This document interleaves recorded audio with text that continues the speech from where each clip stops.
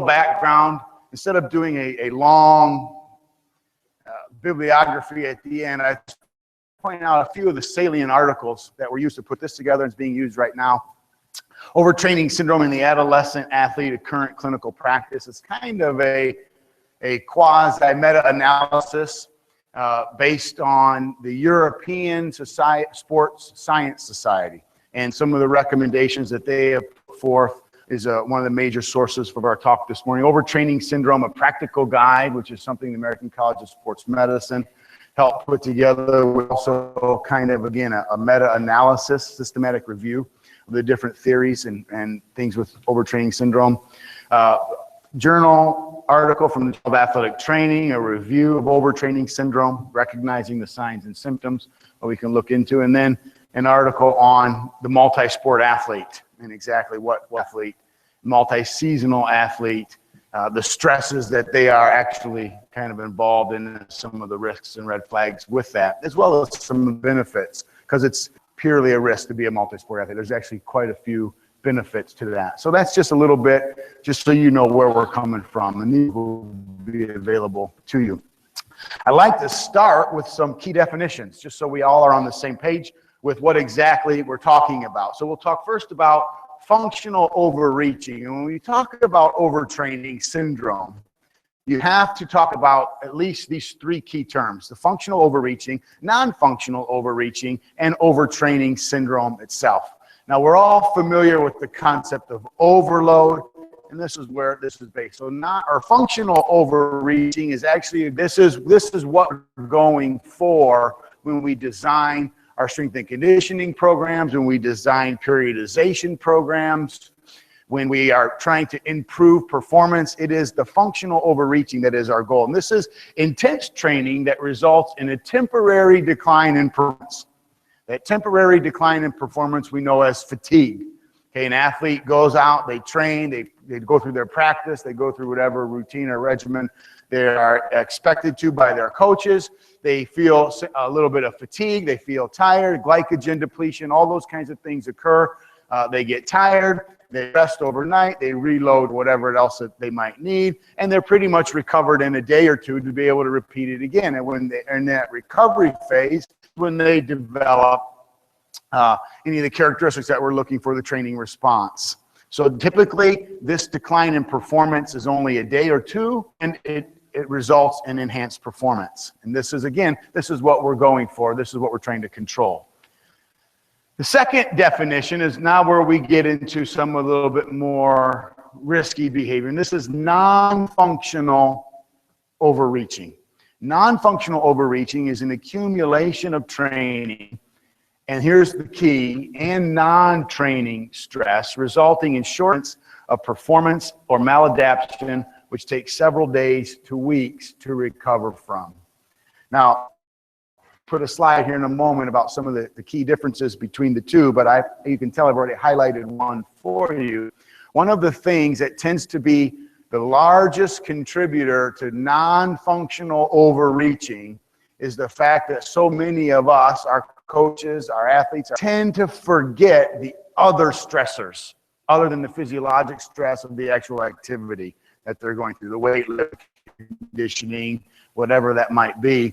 We know that that's a stressor, but we tend to forget the cumulative effect of the other stressors. So what are these other stressors we're talking about? Especially in the adolescent athlete, in the volatile ages of prepubescent ages, puberty, etc. Their body is going through additional physiological changes. Their psychosocial, their social world is going through dramatic and rapid changes and alterations with girlfriends, boyfriends, parental stress, learning the driver's ed, for example, exams in school that now are becoming more significant in terms of their participation, because now grades matter. It's no longer rec ball where they can just show up and play. Now they have to maintain a certain GPA. That's added stress. Things can be going on at home. There could be a move. There could be their mom and dad could be going through some kind of stress themselves, financial stress. All of these things have a cumulative effect that really add up and take a toll on the physiology of a athlete. So that's the non-training stress. And just about all the research you'll read from 2010 on up to current date talks about how important it is and necessary it is that we do not forget the cumulative stress of this non-athletic or non-sports that's added and causes a lot of our athletes to fall into this non-functional overreaching. The third definition is overtraining syndrome itself. And this is a simple definition. And it is an accumulation of training with long-term decrements in performance. And it may take months to years to recover. It's a lifetime. So overtraining syndrome is a very serious diagnosis. It's a diagnosis of exclusion, which means we only know you have it, or we diagnose it until you already have it. So there's really no way to predict exactly who's going to get it or when. We have to rule out several other things first. So overtraining syndrome is identical to non-functional overtraining, with the only difference being the loss of performance, how long that takes, a decline in performance. Again, with non-functional overreaching, it's usually weeks to months. And weeks is defined 21 days or more. So we're talking 3 weeks or higher. If it's 21 days or less, it falls into a different category. 21 days or higher, it falls into that non-functional. If it exceeds that, then you're talking about overtraining syndrome. And then our final definition is the multi-sport athlete. And that's pretty self-evident, but just for the good definition, athletes absent of an off season, okay, off season training cycle, when there's not proper periodization going on and where training cycles overlap with ongoing sports. Just the example of my week last week is I wake up in the morning to take my son to football conditioning, which is 3 hours long, and it's pretty intense, as you all are, I'm sure, are very well aware. 3 hours of football training in the morning, home by 9 a.m. Then he has to do, of course, his chores around the house, which includes, mowing the lawn and those kinds of things. And after that, and then we take him, then he has doubleheader baseball games in the middle of the day where he plays 2 baseball games all day, and then goes home and usually wants to run and do some workout with some of the special kids on the football team who are trying to get brownie points with the coach and do a little extra working out.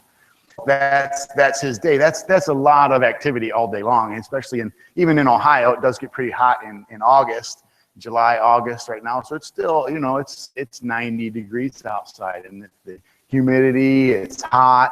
They're going all day, starting early in the morning. Of course, his idea of a great breakfast is the new power bar, the protein bar that's being advertised that he sees on TV. So that's his idea of what a good breakfast is too. So we have to be vigilant about this, in addition to driver's ed and all the other things that he just started doing. So that's the multi-sport athlete, when our training cycles overlap with ongoing sports and we really don't see an off season. And that's what we're talking about here. So these are the key definitions for us to look at, and let's now just start with some other synonyms for overtraining syndrome, just so you get an idea of what athletes and physicians are talking about. This is a list that's called from the literature of different physicians and what they call and how they use the same definition: staleness, burnout, chronic fatigue, failure adaptation, training stress syndrome. And then this bottom one is actually the most commonly used synonym, and that's unexplained under recovery. And that is what they use in the UK to describe overtraining syndrome. And they actually like it because it's takes the blame off the coaches. Well, that's exactly what the paper, the European paper I referenced first, talks about. They like to use that because it's actually more descriptive of what's going on. Unexplained under recovery syndrome. So these are some of the words that you'll see being used. Key differences between functional overreaching, non-functional overreaching, and overtraining.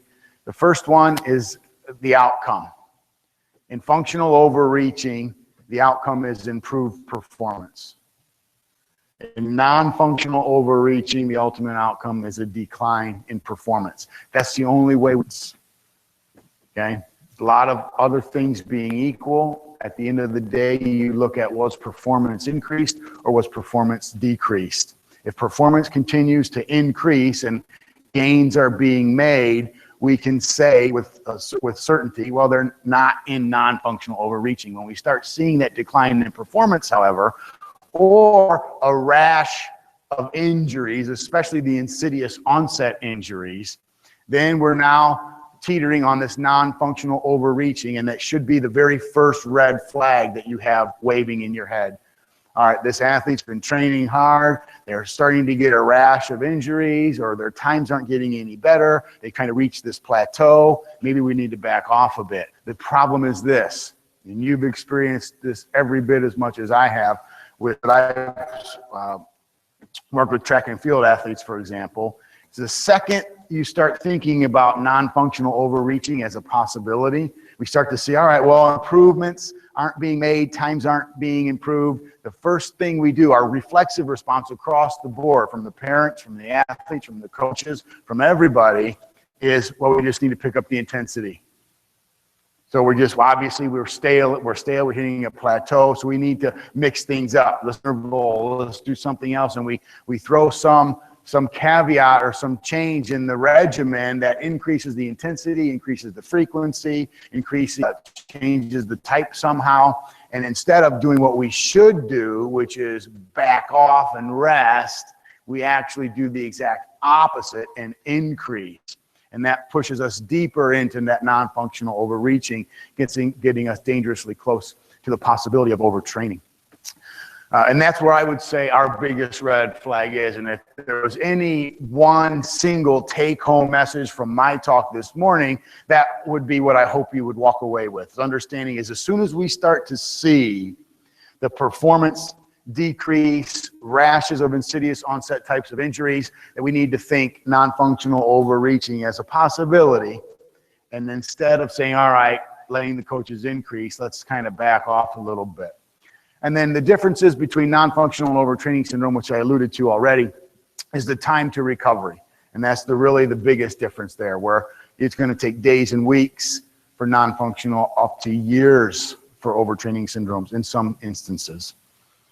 So any thoughts or questions about that now? We can, I know nobody's going to come up, so it's okay. Now, 7 theories of overtraining syndrome. This is the pathophysiology. Now, I just want you to know we're going to take 15 minutes to these 7 theories. These are in-depth theories. I brought a little lit review panel with me in case somebody wanted to see some, but each one of these theories comes with a file folder of evidence and research and literature, etc. You're going to get a snippet paragraph, even shorter Reader's Digest version of each one of these 7 theories that contribute to overtraining syndrome. I will just kind of let the cat out of the bag right now. As you can imagine, with 7 theories, not any one single theory is being accepted universally as the theory. The different researchers, different scholars on their research each purport these as different. When you read the synthesized articles on it, they pretty much come to the consensus saying, listen, it's probably a combination of all 7 of these in different doses that contribute to overtraining syndrome. So we'll start with number 1. And I'll tell you this right out of the bag, right off the bat, is number 7, cytokine hypothesis, is the one that has the most merit and is being looked at the most serious today by our scholars. So I saved that one for last. Okay. So theory number 1. Autonomic nervous system imbalance. This represents an imbalance between the parasympathetic and sympathetic nervous systems. Basically, it's also referred to as parasympathetic dominance. This theory says that when an athlete begins to demonstrate stress, metabolic and physiologic stress, the parasympathetic system kind of sends a high gear and causes the athlete's sympathetic system to decrease in their involvement. If you can remember back to your days in physiology, the sympathetic prepares the body for that fight or flight kind of process. It's a reactionary adrenaline kick, where parasympathetic is what keeps us calm, helps us balance out rest. So basically, in overtrained athletes, you have a decrease in what's called heart rate variability. And when we wake up in the morning, when the parasympathetic system is higher, usually the sympathetic system is higher. When we wake up in the morning after rest, the parasympathetic system just stays in high gear. And as a result of that, we try to see that decrease in performance. The athlete feels sluggish, they can't really get themselves going, and that is the autonomic nervous system imbalance. And it's seen when patients who have overtraining syndrome, and it accounts for some, again, not all of the symptoms. The second theory is oxidative stress theory. Now, normally oxidative stress in small skin is needed to help regulate cellular repair. Pathologic oxidative stress, however, leads to inflammation, muscle damage, muscle soreness, muscle fatigue, which obviously has a negative impact on performance. This oxidative stress actually causes damage to the mitochondria and protein synthesis, even our DNA replication, and makes one more susceptible to oxidative stress, and again is believed to inhibit performance. However, it is not seen as a precursor. So what that means is when somebody, you only see this in someone who already has overtraining syndrome. So it's not so much a predictive as much as it is, this is what maybe keeps the athlete at months to years of recovery. So once they have it, this becomes a problem, and it keeps them in that long state of recovery because they recover. The third theory is glycogen depletion. This is the weakest of all 7 theories, and just so you know, but I just have to throw it out there. Glycogen depletion, obviously you are probably just as familiar, everybody in the room, when you exercise at high intensities and long frequencies, you deplete your body of glycogen.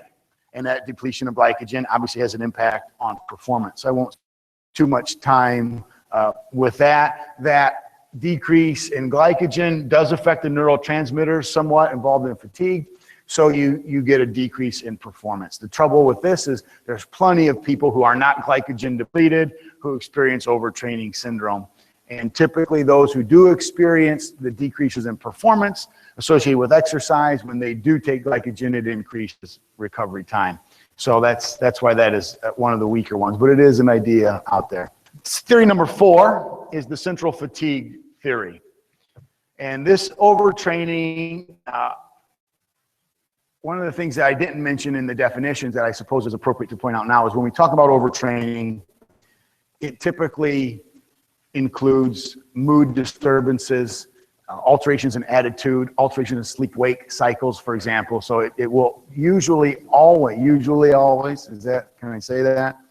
It very often includes mood disturbances, sleep disturbances, depression, discouragement, okay? Usually always involves that.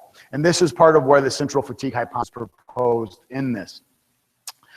This proposes that the central nervous system is not providing enough drive to recruiting muscles.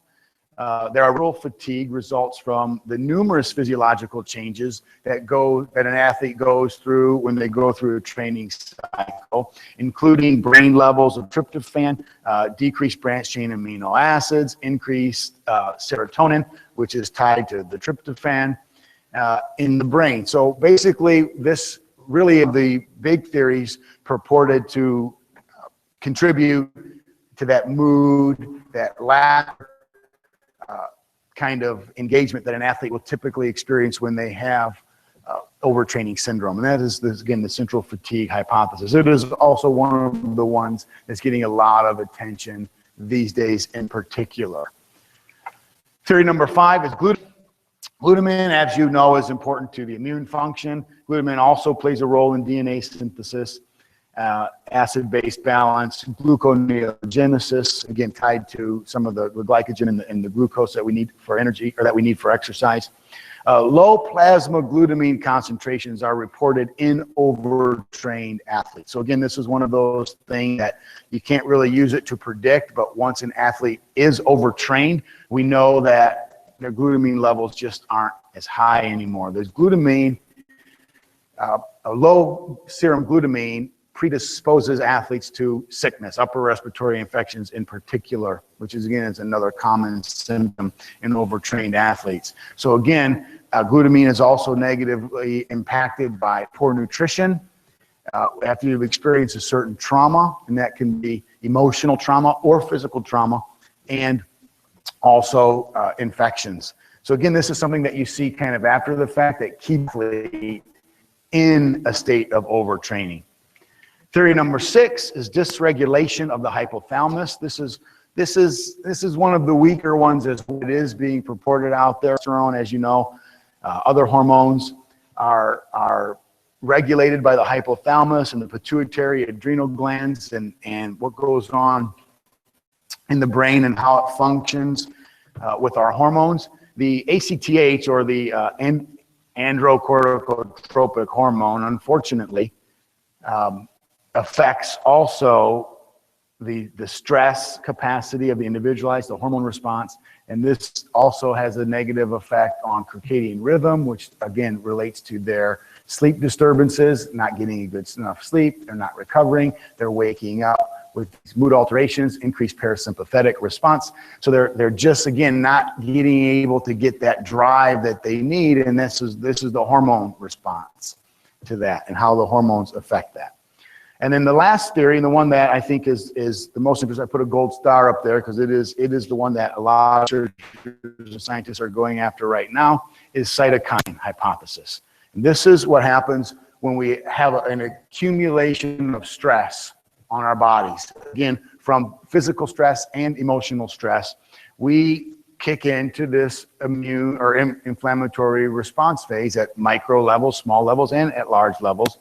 And what happens is, instead of your body's normal response to inflammation, it has a maladaptive response to this inflammation. It becomes accumulated, it becomes exaggerated. And I think I put in there, in the middle there, you'll see the quotation, amplified inflammation. And that is, we all are familiar with the inflammatory process and how that works and how beneficial that actually is. We've been working so long to fight inflammation that we forget that there are benefits to inflammation. But the cytokine hypothesis, again, tells us, or it speaks to us about training at very intense levels for a very long time without adequate rest. We get this amplified inflammation, which has a sustained high level of cytokines in our bodies, in our system, in the blood, and circulating through our body, which interferes with glucose transport, decreases the amount of glycogen we can store in our bodies, decreases centers, and actually is seen as a precursor to anorexia. It also decreases the tryptophan, which is associated with increased levels of depression, and then is tied to chronic inflammation as well, and which is highly correlated with this overtraining syndrome. So this is one of the presence of cytokines is a big implication in overtraining syndrome.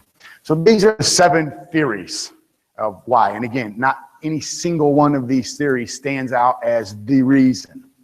It's probably a some combination of all 7. So when we think about it, we've got to look at our athletes very specifically. So, oops, sorry, wrong way.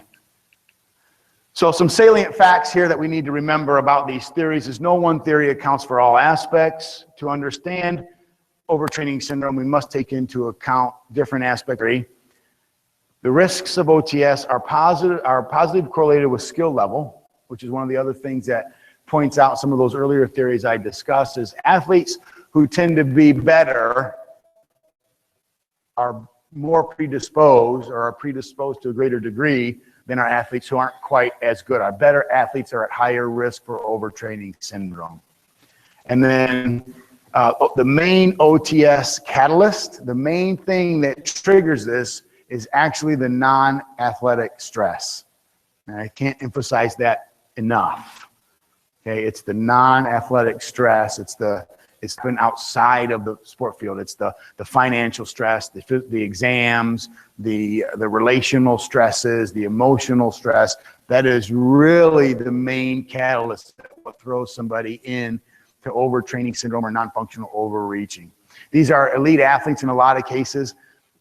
Again, the higher risk for the better athletes. That's why they're typically more elite. They know how to handle the physiological stress. It's the other stuff. Throw in there now the age range that we're talking about this morning, the adolescent athlete. They have not the best capacity to understand, you know, and cognitively be aware and stress management skills that we have developed over time. So that actually compounds that as well. So let's talk now about the multi-sport or multi-season athlete and talk about exactly what that is. You can see this graph here that I created to kind of just give you a illustration what we're talking about with the multi-sport, multi-season athlete. You can see there your typical periodization, in season, off season, winter, fall, spring, the different sports that are within those seasons. This is a typical high school, okay? Again, we see this problem less and less with athletes as they get older because they start on one sport and the problem becomes an off season. In the multi-sport athlete, the issue is the overlapping of seasons. And you can see there where I put these danger zones when seasons, and it's what I described to you actually earlier on, when my son has football practice and baseball games going on simultaneously, and then in the middle of the day, he's got these other things that he needs to be doing. We're at increased danger zones here. Now, I want to be quick to say being a multi-sport athlete is not necessarily a huge risk factor. Some researchers will say one of the best ways to break up the monotony associated with overtraining syndrome is variety. That is absolutely true. But that doesn't mean intensity is any less. And one of the things that's really important with these types of athletes is that intensity. So I'm that guy, I'm that parent who goes to the football coach and says, I know this is your life right now. And you for 4 months to get these athletes in the weight room, and intensity is everything. But don't forget, he's got a doubleheader baseball game this afternoon, and the coach has already said that the performance in these games is part of the evaluation process for next year's team. So they are at high levels. He's trying to make two teams same time in his mind and trying to perform at a high level in both situations. He doesn't know how to handle that. And it's not just unique to my kids. This is every kid on the planet who's playing 2 sports or 3 sports. Now, I am the guy who also, you have to have an off season. So I'm that dad who the other dads don't get because I don't let my kid participate in winter sports, for example, because that's off season and we take that very seriously.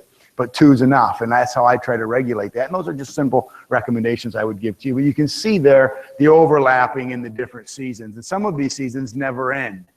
You overlap, and they never end. There's soccer, then there's indoor soccer, club soccer, AAU, and all that's going on under the surface that we don't even consider while the athlete is trying out. And the issue, again, is not so much the multiple sports. I want that to be clear. The issue is the intensity that the coaches are requiring during these summer rec ball. I mean, this is summer recreation baseball season in Ohio, but there's nothing recreational or relaxing about it.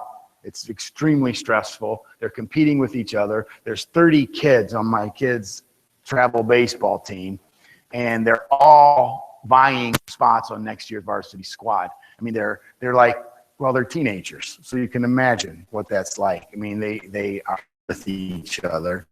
And then the added stress of that. And throw that on top of it is my kids are homeschooled, so you've got stresses like that because they're the outcasts, they're the nerds.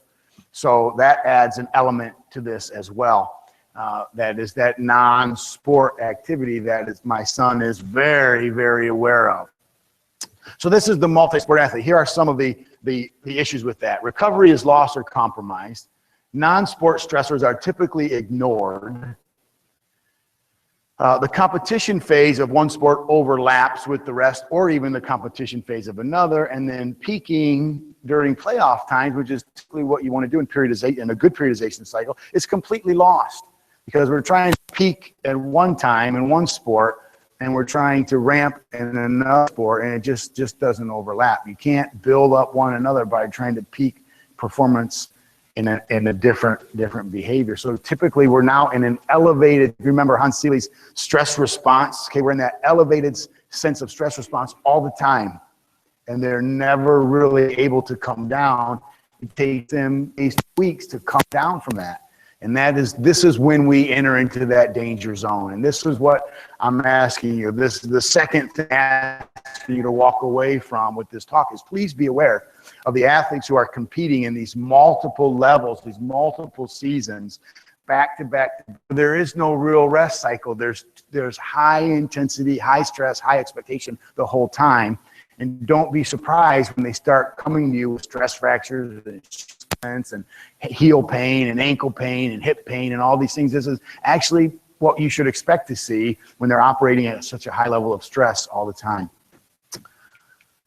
So one of the big statements, and again, walk away points, we have to remember that they're not little adults. These multi-sport athletes in high school, for example, and we're not talking Bo Jacksons, guys like that, but these multi-sport athletes, they're not little adults. They don't cope the same. The way they regulate heat is completely different. The way they regulate stress is completely different. The stress that they have on their bones is different, needs to be. We know all that, but we tend to think that same way to physiologic and emotional stress the same way a mature adult would, and they just simply do not. And that's a fact that we can't lose sight of, no matter how tough the kid really is or how skilled the kid really is. So again, this is just some quotes and some concepts that I pulled from some of the literature as I was preparing for this talk that really stand out as important points for us to remember. We're talking about the multi-sport dilemma. Often younger athletes are coaxed and cajoled by coaches and parents to train in higher intensities than are necessary. I'm not saying high intensity. Other research areas I do is high intensity training. And I'm a big fan of high intensity training, but we have to understand intensity training should be regulated like everything else. And it's not something always and all the time. Intensity does not have to be 100% all the time. It shouldn't. So danger zones when they are. Athletes are beginning to compete and train in multiple sports and back-to-back at younger and younger ages. Some of it's actually quite crazy. One of my colleagues at the university is a sports sociologist, and she does some very interesting research on the Tiger Woods. What she kind of refers to it as is this idea of little athletes out there training 5 and 6 hours a day and stuff like that, and how insane that is. And the shows that you see on the cable, Little Tykes, those shows like that, that some of those shows are, they glamorize the life of these children who are doing these high intensity sports with these coaches around, and that's actually creating part of this dilemma. We're seeing overtraining syndrome occur earlier and earlier. That's the alarming fact. Overtraining syndrome was reserved for elite track and field athletes, distance runners, cyclists, and swimmers. It used to just be them who are at elite levels, our Olympians, our high level NCAA competitors. But now we're starting to see it occur sooner and sooner, and that's problematic. And that's because we're starting the high intensity stuff younger and younger. So this isn't a sociology talk, but I just wanted to throw that out. Participating in multiple sports in and of itself is not a risk. I want to, again, make sure I make that an explicit statement. However, eliminating or reducing recovery is. Many children are competing year-round. We've said that. And then this last point, I think, is a salient one for us to consider as well, is in some research, it's actually 75% to 75. Now, that's a range that's huge. There's no way to quantify this with all the different data that's out there. So you'll read research that says 5% all the way up to 70%. The range is enormous, so validity there is really hard to nail down. But needless to say, upwards of 60% of pediatric sports injuries are due to training at too high of intensities too often. So again, we need to look at that. We can cut down a lot of the injuries that we're dealing with. We can cut out a lot of lost time if we could just convince our coaches more is not always better. Higher intensity isn't always better, okay? That's important. Young competitors are at greater risk because of that cognitive ability to cope with stress that I alluded to a moment ago. More training is often the first recommendation when somebody does begin to experience some non-functional overreach. Important fact for us to remember. And then one of the last points I'd like to make in terms of what is being called from the literature is that overtraining syndrome is one of those things too that we really don't know where. It's like, I don't want to compare it to concussions, but it's similar in the fact that we kind of think overtraining syndrome is a toughness issue, or you're just not tough enough. You're just not walking it off. You're not recovering. You need to work harder. It's because you're not working hard enough. And when we associate it with the toughness, not. It's just not an issue of being tough enough. Okay, it's something else. We have to consider that with this. Some red flags that I think are important for us to look for when we're working with these athletes, whether they be junior high school, early college, is one of the biggest things you can look for, and that will give you more insight than anything else, is where are they at on the burnout scale. Okay, burnout is probably the best predictor we have right now. When an athlete just comes to you and they just, you know what, it's just not more. I'm done practicing. I just want to go to the games and that's it. I don't like the training. You know, they all will express it in a different way. And being kids, sometimes they don't know how to articulate it the best way. So we need to be vigilant and alert to these types of conversations that our athletes are having. Are they, you know, still in the locker room, in the athletic training room when they come around? Do they still have high levels of energy, or is it just kind of that mundane routine that they fall into? If you notice your athletes are there, it's a very good indicator that they're moving towards that non-functional overreaching side of the spectrum or the continuum. And we want to make sure that we give them opportunity to express what they're feeling, okay, and what they're experiencing, because rest is probably associated with that. And again, it might not be because the training's too hard.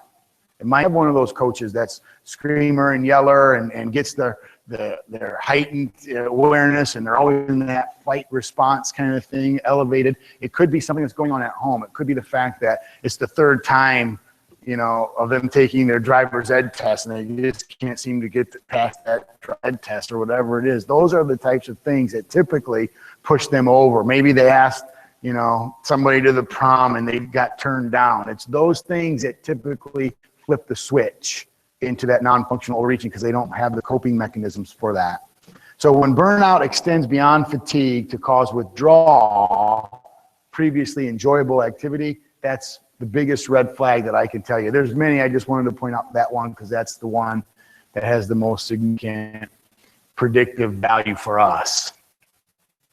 Contributing factors then. What are some of the other factors that contribute to this multi-sport dilemma? Well, being an adolescent, of course, is one. Overly aggressive or ambitious parents or coaches. Coaches who lose perspective on competition, or parents for that matter, or the athlete themselves. When we start seeing a lack of an off season, a lack of recovery time, reduced or increased training load during a traditional resting phase.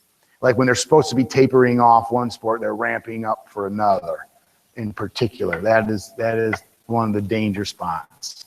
And then that hyper-competitivism is really important to look at. Some other factors that we just should be aware of is coaches today are better than coaches ever have been. Coaches know more about what they're doing. They read more. Information is better. Now, we still have those coaches who aren't, but we generally, coaches have way better access to information, periodization training, skill training, all that. Because of that, practices are at those higher levels sooner on.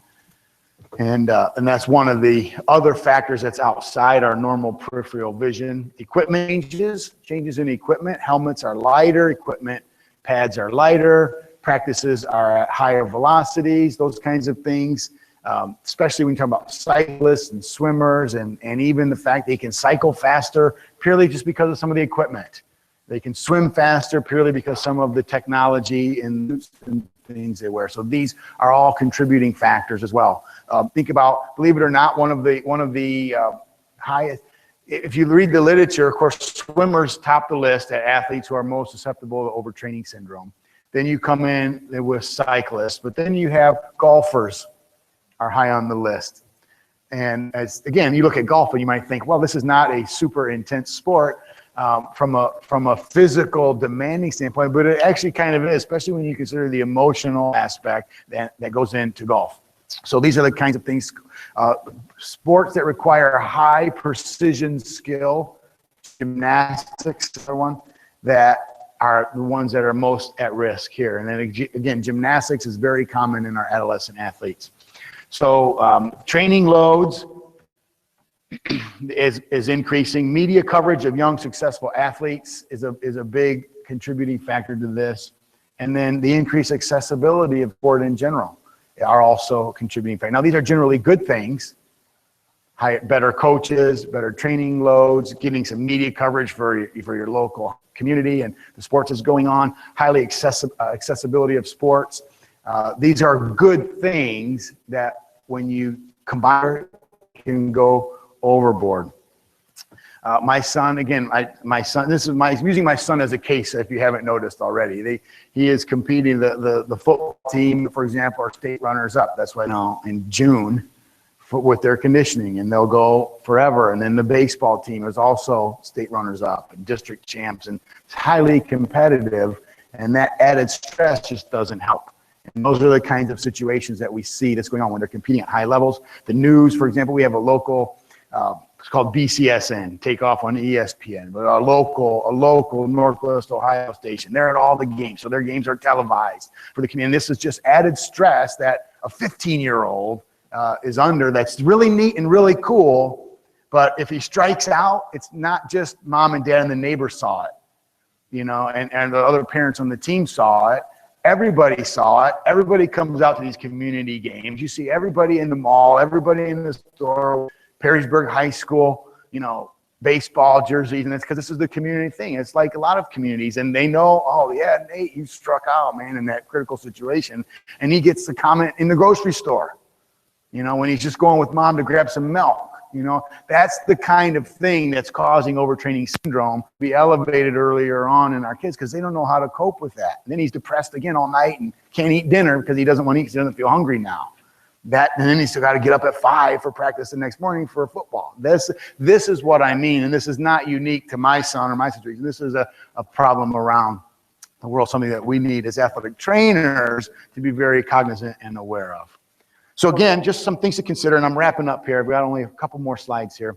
But rest may be more important than variety. One of the biggest recommendations up until the last 5 or 6 years for overtraining syndrome, and this is where evidence-based practice has really been beneficial for us as a profession, because the recommendation up until recently was always just get them playing something else to get their mind off of it.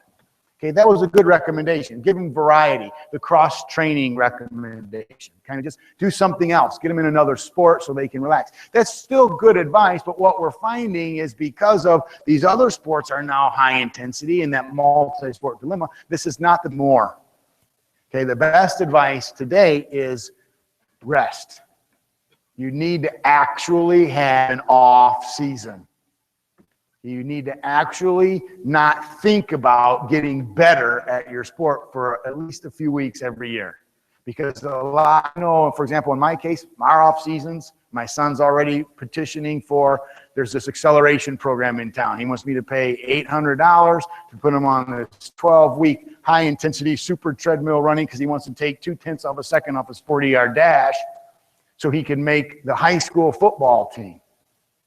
You know, so he can be in the top 10, you know, because he wants to play wide out, you know, and that kind of thing. So now he wants me to do that, and that's his off season. That's off season, but it's still high intensity. He's not getting to recover and rest. He's thinking about it, consumed by it. I mean, all he does is watch videos on YouTube on how to this kind of thing. He never lets his mind recover and rest, and this is what we really need to allow our kids the opportunity. So that just mix it up isn't necessarily the best advice anymore. Also consider the environmental factors. I didn't touch this yet. I saved it till now. We have to consider the environmental stress that adds to all this. Okay, altitude, high temperatures, high humidity, the other issues that we are so well trained in being aware of in an emergency situation. These also just over time, a little bit at a time in small doses, has an accumulative effect as well. And then the psychosocial stressors that I've been harping on from the beginning. I think it's important for us to understand. We also have to look at that. So you look at the physical stress, the metabolic, physiological stress, you look at the emotional stress, and you look at the environmental stress. And then the fact that they're at high intensity all the time really puts these kids at risk, and they need advocates. Their parents sometimes aren't the best advocates because their parents want it worse than they do sometimes. We really are our athletes' best advocates. Athletic trainers are in the unique position to have respecting the community, influence with parents, the academic and clinical expertise to know what we're talking about.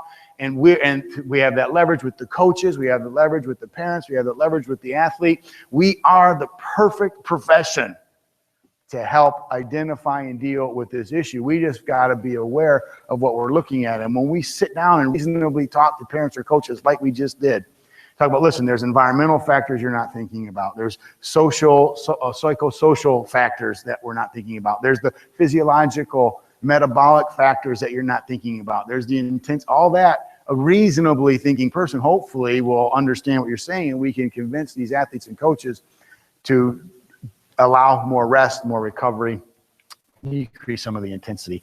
If we don't do that, the ramifications on our athletes can be severe. One of the biggest reasons we have, I'll tell you right now, I don't know that, this is me speculating, so I will give that disclaimer. But as you know, there are a lot of issues with obesity, et cetera.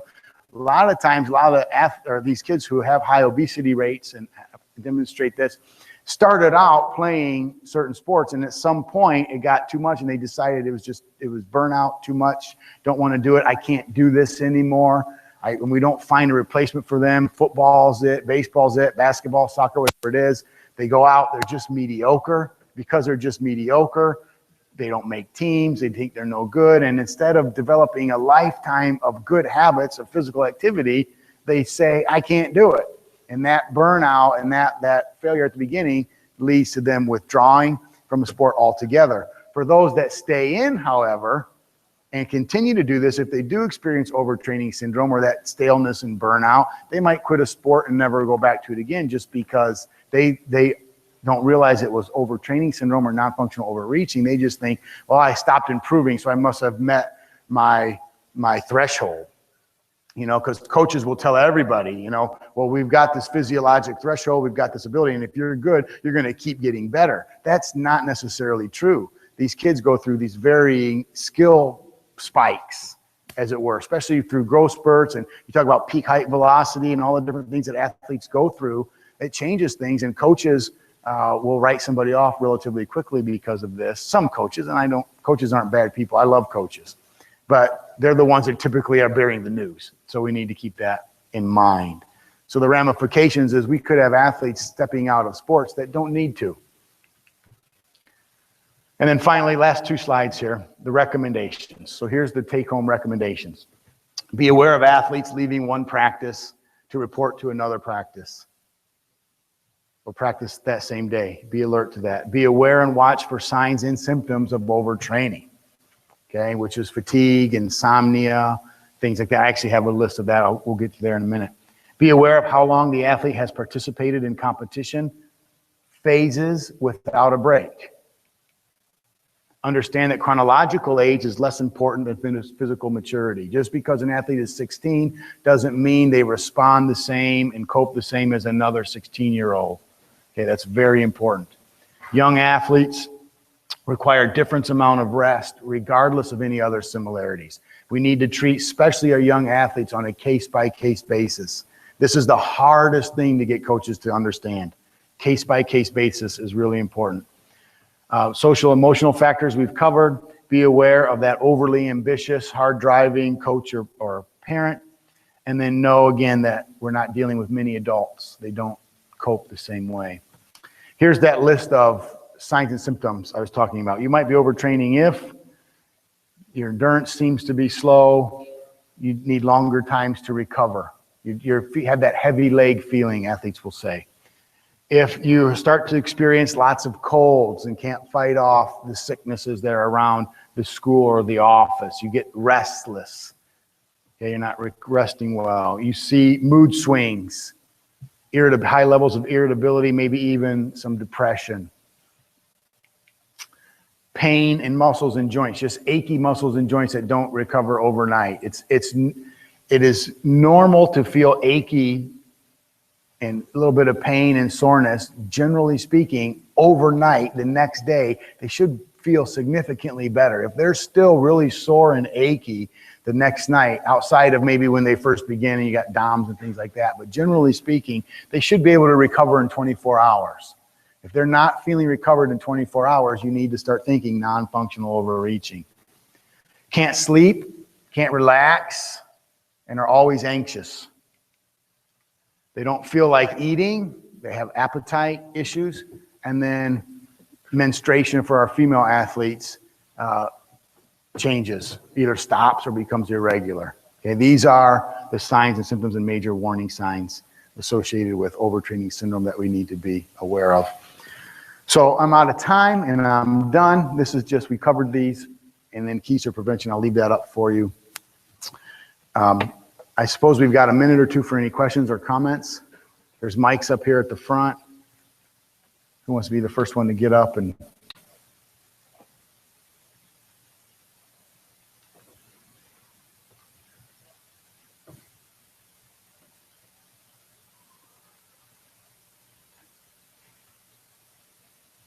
check. Couple questions. What does rest really mean to you? Is that true rest? Is that nothing? And if so, the follow-up question to that is, what's the time period? Maybe a general, I'm sure it's different for everybody. Yep. But what's a good off-season rest period? Okay. Like how long? Great questions. What is rest? So I'm a proponent of what we call active rest. I do not mean couch potato. Okay, so couch potato is not rest. It doesn't mean do nothing at all. So rest is an active thing. Rest to me is a decrease in intensity. All right, so that's what I mean. And that's going to be, again, case by case. I think one of the biggest issues we're having with this particular arena is the case by case scenario, because we think team all the time, and I'm all about that. Okay, but we think, well, we treat all 16-year-olds the same, and what we really need to look at is the case by case. Now, one athlete might need 2 weeks of it, one athlete might need 5 or 6 days, some might need 2 months of it. Okay, you're going to regulate that. So rest, to me, how I define rest is a significant decrease in intensity. I'm not expecting my kids or any kids to stop playing for 3 months, anything, and just, sit around the house and relax, that kind of thing. I mean an active rest. So they're still maintaining their cardiorespiratory fitness. They might still be they're just not competing. Okay, my issue with the multi-sport dilemma is the issue that they're in a competition phase 365 days a year, and they in some aspect or another. So my idea of rest in that case is we need to have a season and off season where they're not in a competition phase. Okay, and they're relaxed, they're able to just play for love of the game, as it were. And that's what I mean by rest. So it's going to be a case by case. It's a great question. Okay, so we're just decreasing the intensity. And then as far as when we are resting, how much time do we need in that lower intense phase? Again, case by case. I will tell you, though, the research says it needs to be at least 21 days. Okay, so that was, again, those first 2 articles that I showed you at the beginning on the PowerPoint slides. That's where that information comes from. But we're talking at least 21 days, so 3 weeks minimum. I would say, of course, and then case by case after that. So thank you. Those are great questions. Anybody else? Well, thanks a bunch. I really appreciate your time. Thank you.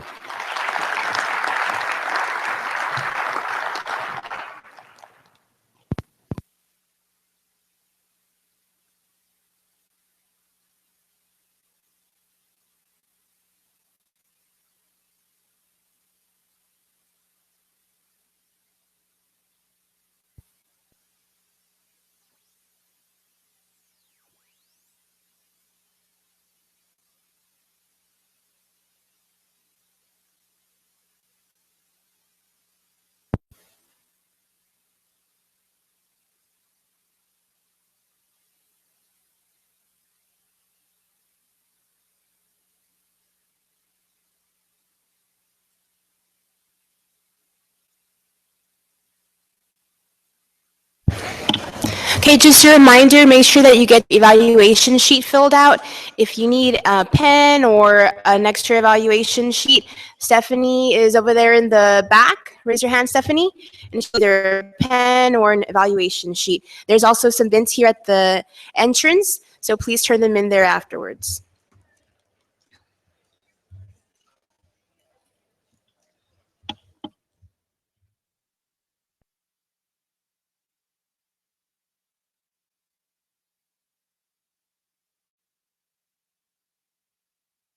If you need a program schedule or you want to look up some information about SPATs, go under our website at www.vatargv.org and go to the SPAT section and you'll see the program schedule there as well. We're also going to put in all the speakers' presentations on that website as well, so that way you can go afterwards and kind of, you know, hash some things and go over the handouts.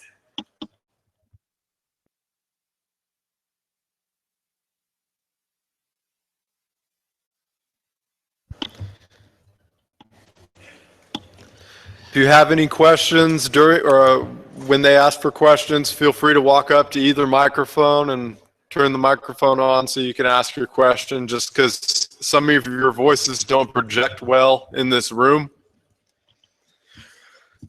Our next speaker is Elicia Leal. Elicia Leal is currently the athletic trainer at McKinney North High School in McKinney, Texas.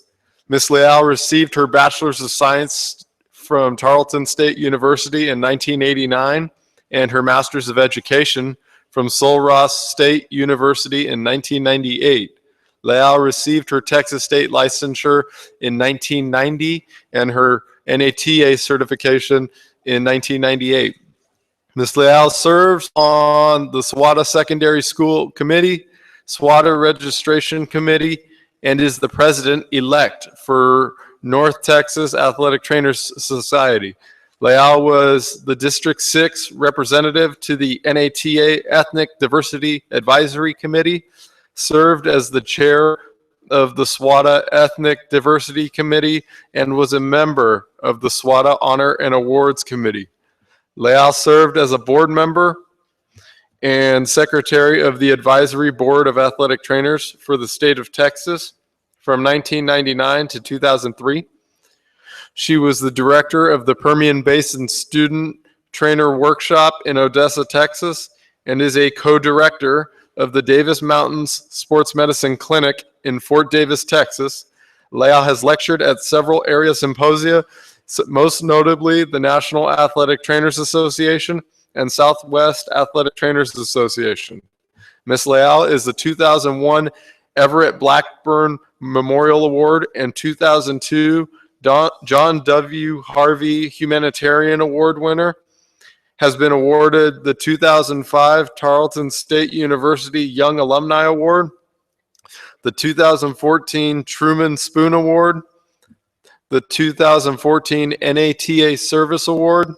She received the 2016 SWATA Most Distinguished Athletic Trainer Award, the 2016 Training and Conditioning Magazine Most Valuable Athletic Trainer Award, and NATA Bill Chisholm Professional Service Award. Ladies and gentlemen, let me welcome Miss Elicia Leal.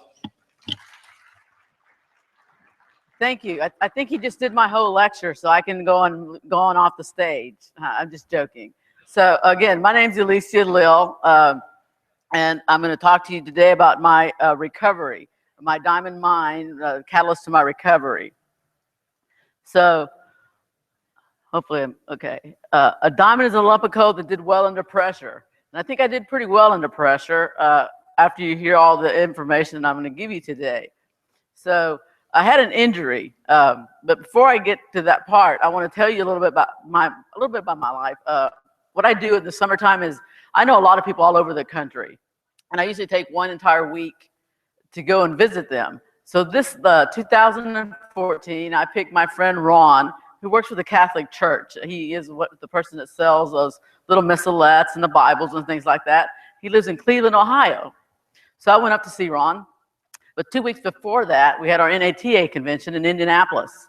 And I met this lady, her name is Dr. Cheryl Ferris, and we hit it off like two peas in a pod. So when I went up to see Ron, I said, you know what, I'm going to be in Cincinnati, so I can drive over to Pittsburgh to see you. She goes, well, that's a pretty long distance. That's like 6 hours away. And I'm like, that's no big deal. In Texas, that's like going to dinner. So I went and saw Ron, visited with him for a while, then drove over to see Cheryl. And I told her, I said, I can only stay with you one night. I have to be back in town because my friend Paul and I have tickets to go see a play. So Cheryl and I went to dinner. I got to meet her husband and her two kids. And the next morning I got up, I had some breakfast, and she was going to make me some fancy pancakes and stuff. And I'm like, no, I'll just eat some cereal. And I had some cereal with some almond milk. And I'd never had almond milk before. And it actually made me sick to my stomach. And I ended up throwing up, which is very unusual for me. And my friends know that. I used to be a big libation drinker. And I never threw that up. So I threw up that morning. After a while, I cleaned myself up and everything. And I'm about noonish. I said, I got to hit the road. If I'm going to get back to Texas by Thursday, I got to get going. So I'd said bye to Pennsylvania. Hello, West Virginia. I'm driving. And I started feeling sick again. I'm like, oh, I got to pull over. So I drove a little bit longer, and I'm like, oh, there's a rest stop up ahead. Maybe to the rest stop. So I just kept on driving, and I just got sick again. I'm like, I got to pull over now. And there was some construction going on. And they had these little signs there that tell you where construction's going on and stuff. So I pulled up in front of a little bit further distance from that sign, and I was going to put my car in park. And when I went to go put my car in park, I passed out, and I don't remember anything after that. I ended up hitting this sign on the right-hand side, hit it there, and it shot me over to the side of the road, through a little grassy area, down a gully, up a hill, and I ran into an auger. You know what those augers are, right? Those big drills that drill holes for telephone poles. Hit one of those little augers. And the next buddy knocking on my window, and he's like, are you okay? Are you okay? And I'm like, what are you doing? He's like, you just had an accident. I'm like, no, I didn't. What are you talking about? I didn't have an accident. He goes, yeah, you just had an accident. So I pull my little visor down, and I see myself and have blood all over my face. My eyeball is swelling up. And, I finally got myself a little bit together, and I got out of the car, and he's like, well, do you want to go to the hospital? And, most athletic trainers, if you ever ask them that question, they're going to tell you no. I can take care of myself. I don't need somebody to take care of me. I can do it. But I stood up, and I knew there was something wrong. So I said, yes, I want to go to the hospital. So before I go further than that, I want to tell you a little bit about this sign. This sign was my saving grace, because if I hadn't hit this sign and I would have gone straight ahead to that rest stop, I probably would have killed somebody. A lot of people, maybe some family that's doing some RVing and stuff, could have easily done that.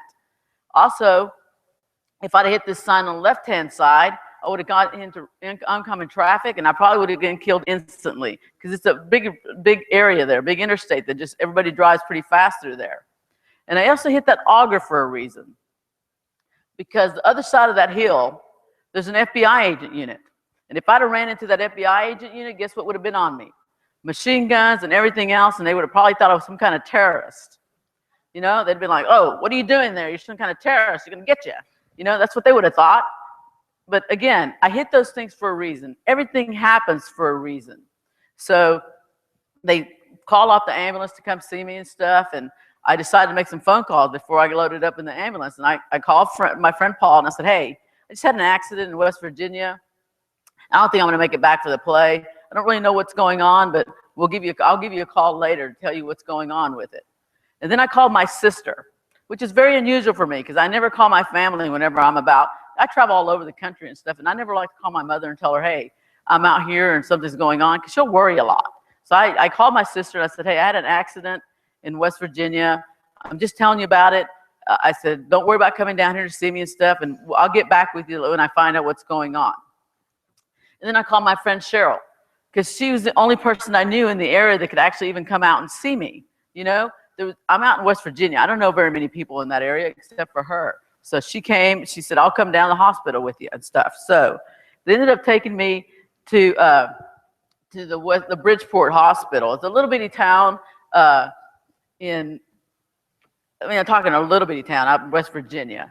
They took me in the little stretcher stuff. I'm laying in the ER, And the little policeman comes in to take my statement. You know, I'm just laying there and stuff, dealing with my eyeball swelling and everything. And we're talking about, you know, the accident stuff. And I'm like, I really don't remember much of the accident stuff. And we're just, you know, trying to get my fill up of what's going on with everything. And he goes, I'm like, well, I can answer your questions, sir, but I'm going to have to close my eyes for a little bit. Is that okay? And he goes, yeah, that's fine. Just, you know, try to answer your questions. So I close my eyes, and the next thing you know, there's doctors on top of me resuscitating me. And they finally got me conscious and everything. And the doctors came in and said, Miss Leal, we can't take care of you here. We have to take you over to West Virginia. So to the West Virginia hospital. So they ended up loading me in a little helicopter, a little whirly-burly, and flew me up to the West Virginia hospital. And that's great if you're going to go over to the Grand Canyon or get to tour all of West Virginia and Pittsburgh or whatever, but it's not fun when you're taken to a hospital, right? So that's how I ended up going to the West Virginia hospital and stuff. And they started doing all kinds of tests on me. And that's where they found the aneurysm. And the doctors come in, and he goes, Miss Leal, you're going to have surgery. I'm like, well, can I go back to Dallas? And they're like, no, it's got to get done here. My accident happened on July the 9th. And I'm like, okay, so when are we going to have my surgery? He goes, on the 11th. And I'm like, okay, well, let's do it. And they said I had a 50-50 chance of surviving this surgery. So my friend Cheryl actually ended up showing up to the hospital. My friend Paul was flying in to see me after the surgery. So I don't remember much of the 10th. You know, you're in and out of consciousness and stuff. But the morning of the 11th, you know, I'm laying there in my bed, and I'm waiting for the nurses to come pick me up to take me to the operating room. And the next thing you know, 5 doctors walk in. And like, Miss Leal, we've had worldwide discussions about your aneurysm, and we can't take care of you here. And I'm like, well, that's twice I've heard that, you know? I'm like, who's going to be able to take care of me? They said, well, you can go to San Francisco, you can go to New York, or you can go to Dallas. And I'm like, well, Dallas, I told you that's where I wanted to go to begin with. So they said, okay, so you've decided you want to go to Dallas. So how are you going to get there? And I said, well, can I take the medical airplane there? And they said, yes, you can. But if you have another incident, you will die instantly. I'm like, okay. I thought about it for a little bit. And I'm like, well, can I take a commercial plane? They said, yes. But if you have another incident, you will die instantly. I'm like, yes, but I'd rather die between people I know and love than beside a doctor that can't save my life, regardless of what he's doing to me. So I'd rather fly back with my friends. So my friend Cheryl Ferris, who, again, I didn't really know that well, right? She actually bought tickets for Paul and I and herself to fly me back to Dallas. That's phenomenal, isn't it? That somebody would take their money, their time, and their effort to do that for someone that they rarely know. So we flew into American Airlines, and just the whole incident about getting in the airplane and, you know, my big gown, you know, they didn't give me my clothes back and stuff. They gave me a big overdressed gown and big pants that would fall half the time when I took little steps and stuff. I was in a little wheelchair when they loaded me and everything. So I get back to American Airlines, and one of the greatest things ever is that I had 6 of my friends waiting for me there. And I will say that Don Allen was one of them, my coworker Nick Clark and his wife, Jonathan Hancock, Cindy Trowbridge. I don't know if you guys know Cindy. They all were there to visit with me. And it's pretty late in the evening when they loaded me up. And you know how most athletic trainers are, they're first responders. They want to get going. They loaded me up in the car, and they took me to UT Southwestern.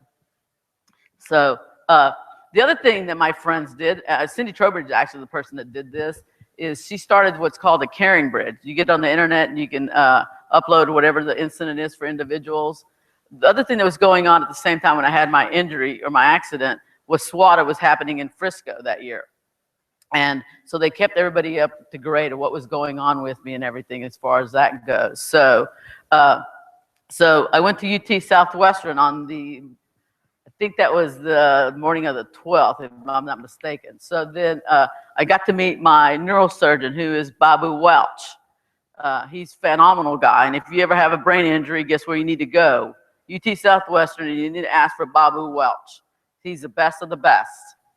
So he comes in that next morning. He goes, Miss Leal, we've had worldwide discussions about your aneurysm. And I'm expecting him to say, I can't take care of you here, because I've already heard that twice. He goes, I'm going to do a special exam on you, a special test, a special surgery on you. He goes, it's not going to be your, what the other doctors were going to do is going to be an I just went blank. Sorry. I can get reassessed here real quick. They were going to do a brain surgery where they have to cut your skull open and stuff. But he said, no, I'm going to do a different surgery on you. And they were going to do something from the Dutch country, and they were going to wait for that to come over from Holland. But then he said, you know what? We've got a different one coming up, and I'm going to do that surgery on you. So what they had to do is go through my groin area to do that with, okay? So this is, again, what an aneurysm is. I don't really have to tell you guys much of that. So, again, it's a cerebral aneurysm. It's bulging and weak area of the artery that supplies blood to the brain. And we need that blood, don't we? We need it to function. Well, this is what he said. He also told me that I have what's called a Super Bowl-sized aneurysm. And so this is what my aneurysm looked like. And as you can see, that was a Super Bowl-sized aneurysm.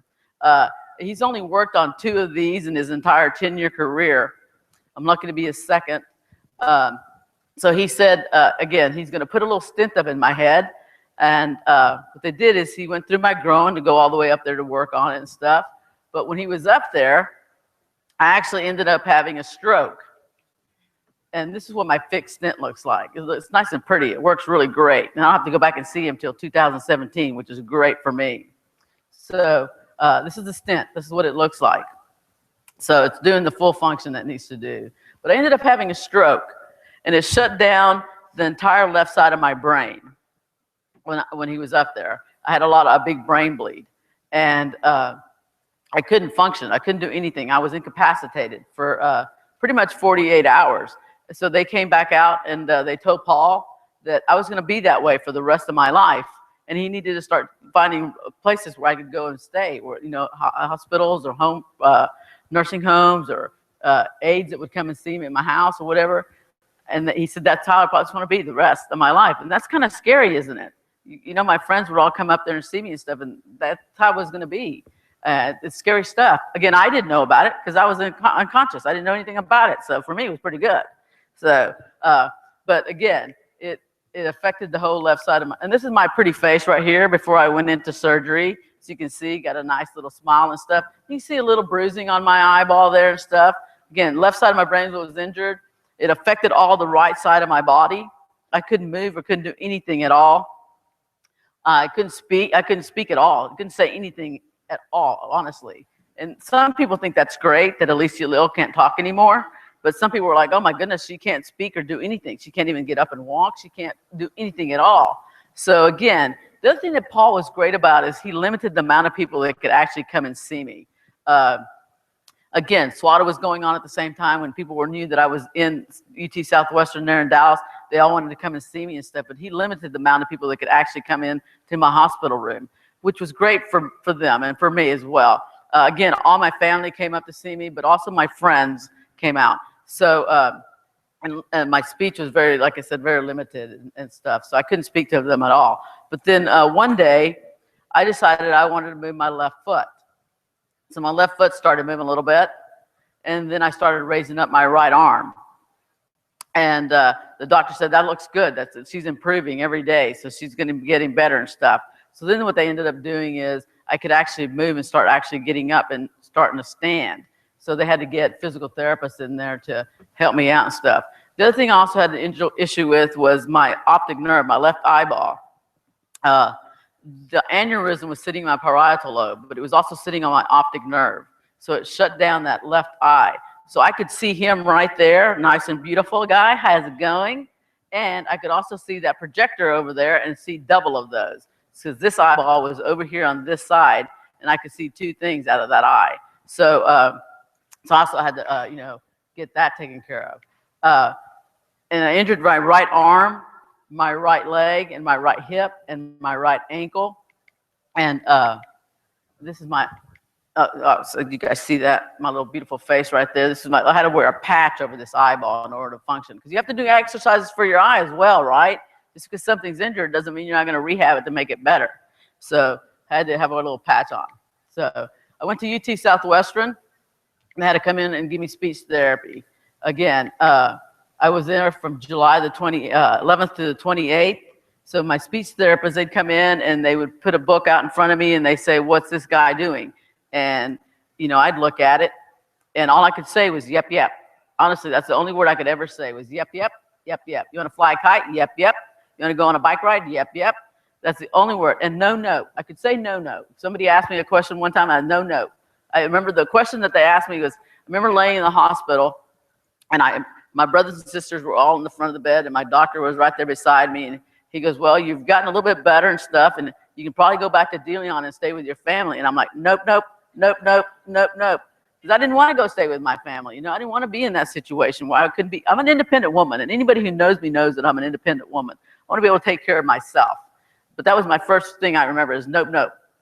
So, and then my speech therapist, they would have to come in and say, okay, this guy is he's on a telephone, he's got a telephone there. And they have to tell me that that's what that guy's doing. Or they put a card down, they said, what is this thing right here? And I'd say, that's a chicken. And they're like, no, that's not a chicken, that's a duck. Well, no, that's a chicken. No, that's a duck. And they have to educate you again, cognitively. You have to go through that education to relearn things. So, and again, they also had to teach me how to walk. So one day, again, I had great friends that came to see me every day. And this was Melissa Harrington's day to come up and visit with me. And she's there, and a physical therapist comes in to give me a walk. And I'm like, well, can she take me? She's my biscuit.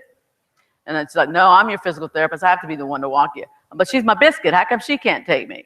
I'm like, no, I'm your therapist. I have to be the one to walk you. But she's my biscuit. And I was getting really frustrated with her because, you know, Melissa's an athletic trainer. And I thought that's what I was saying. I thought I was saying, she's my athletic trainer. Why can't she walk me? But in my head, I was saying biscuit. And again, I couldn't connect those words together. So that's what I call her. She's my biscuit, and her husband, Charlie, is her gravy.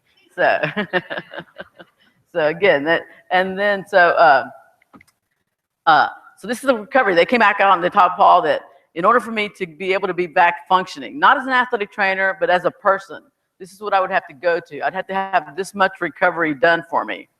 So he went out and he did some research on clinics around the area, and he found one that's called Pate Rehabilitation Center. This is a lot of people that have to see you by day to day, right?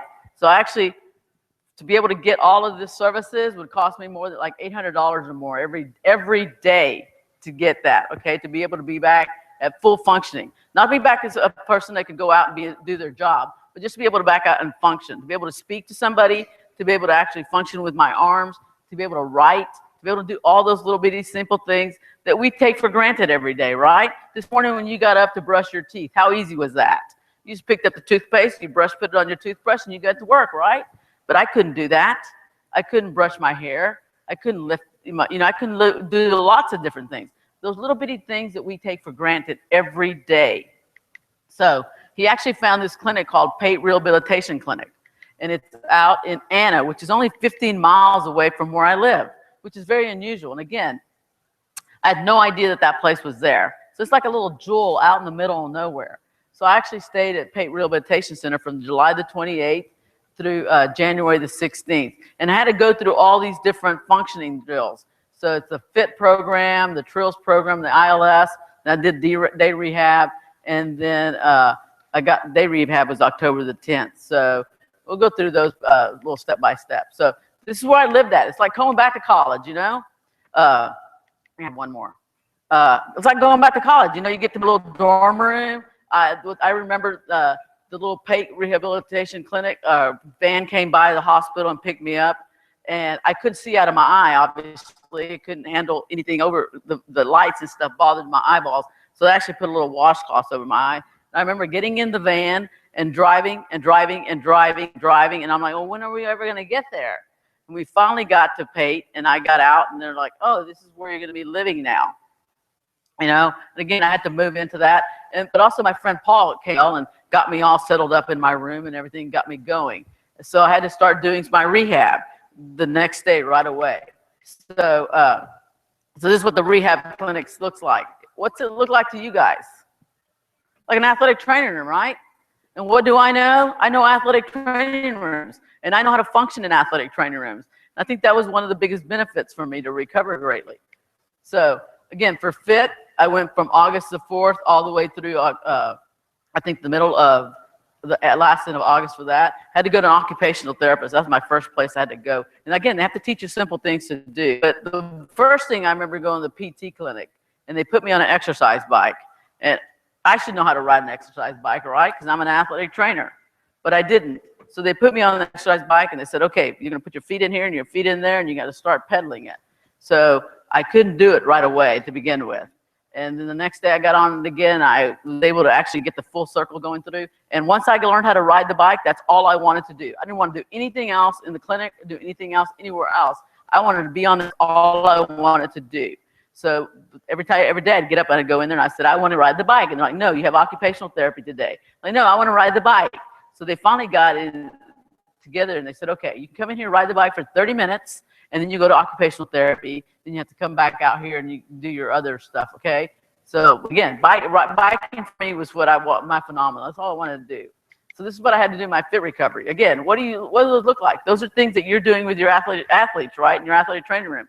But for me, that had to teach me how to balance, how to catch, how to do cognitive skills.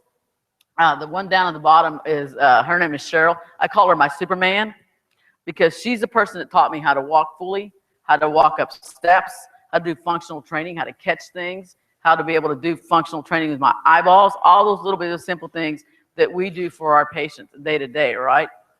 And this is the other one is Kim.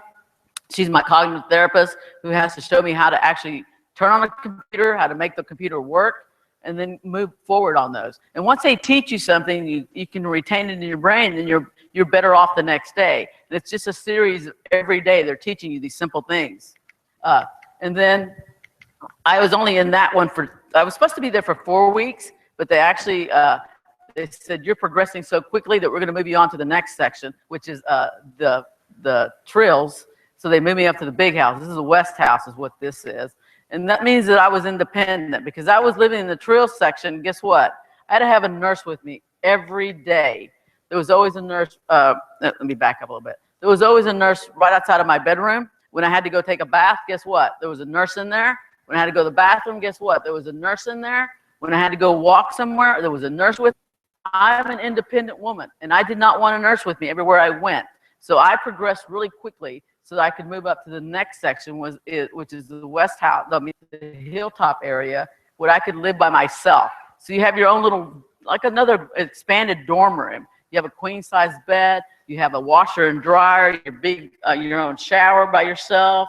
So you have all these things, and you're more independent. Because when I was down at the lower level, they had to wash my clothes for me. They had to do all those little bitty simple things, and I did not like that one bit. So when I went to the paid rehabilitation, as you can see, there's a lot of rehab that you have to go through, right? You start off at 9 o'clock in the morning and you don't end until 3 something in the afternoon. And you're going constantly all day long in order to recover.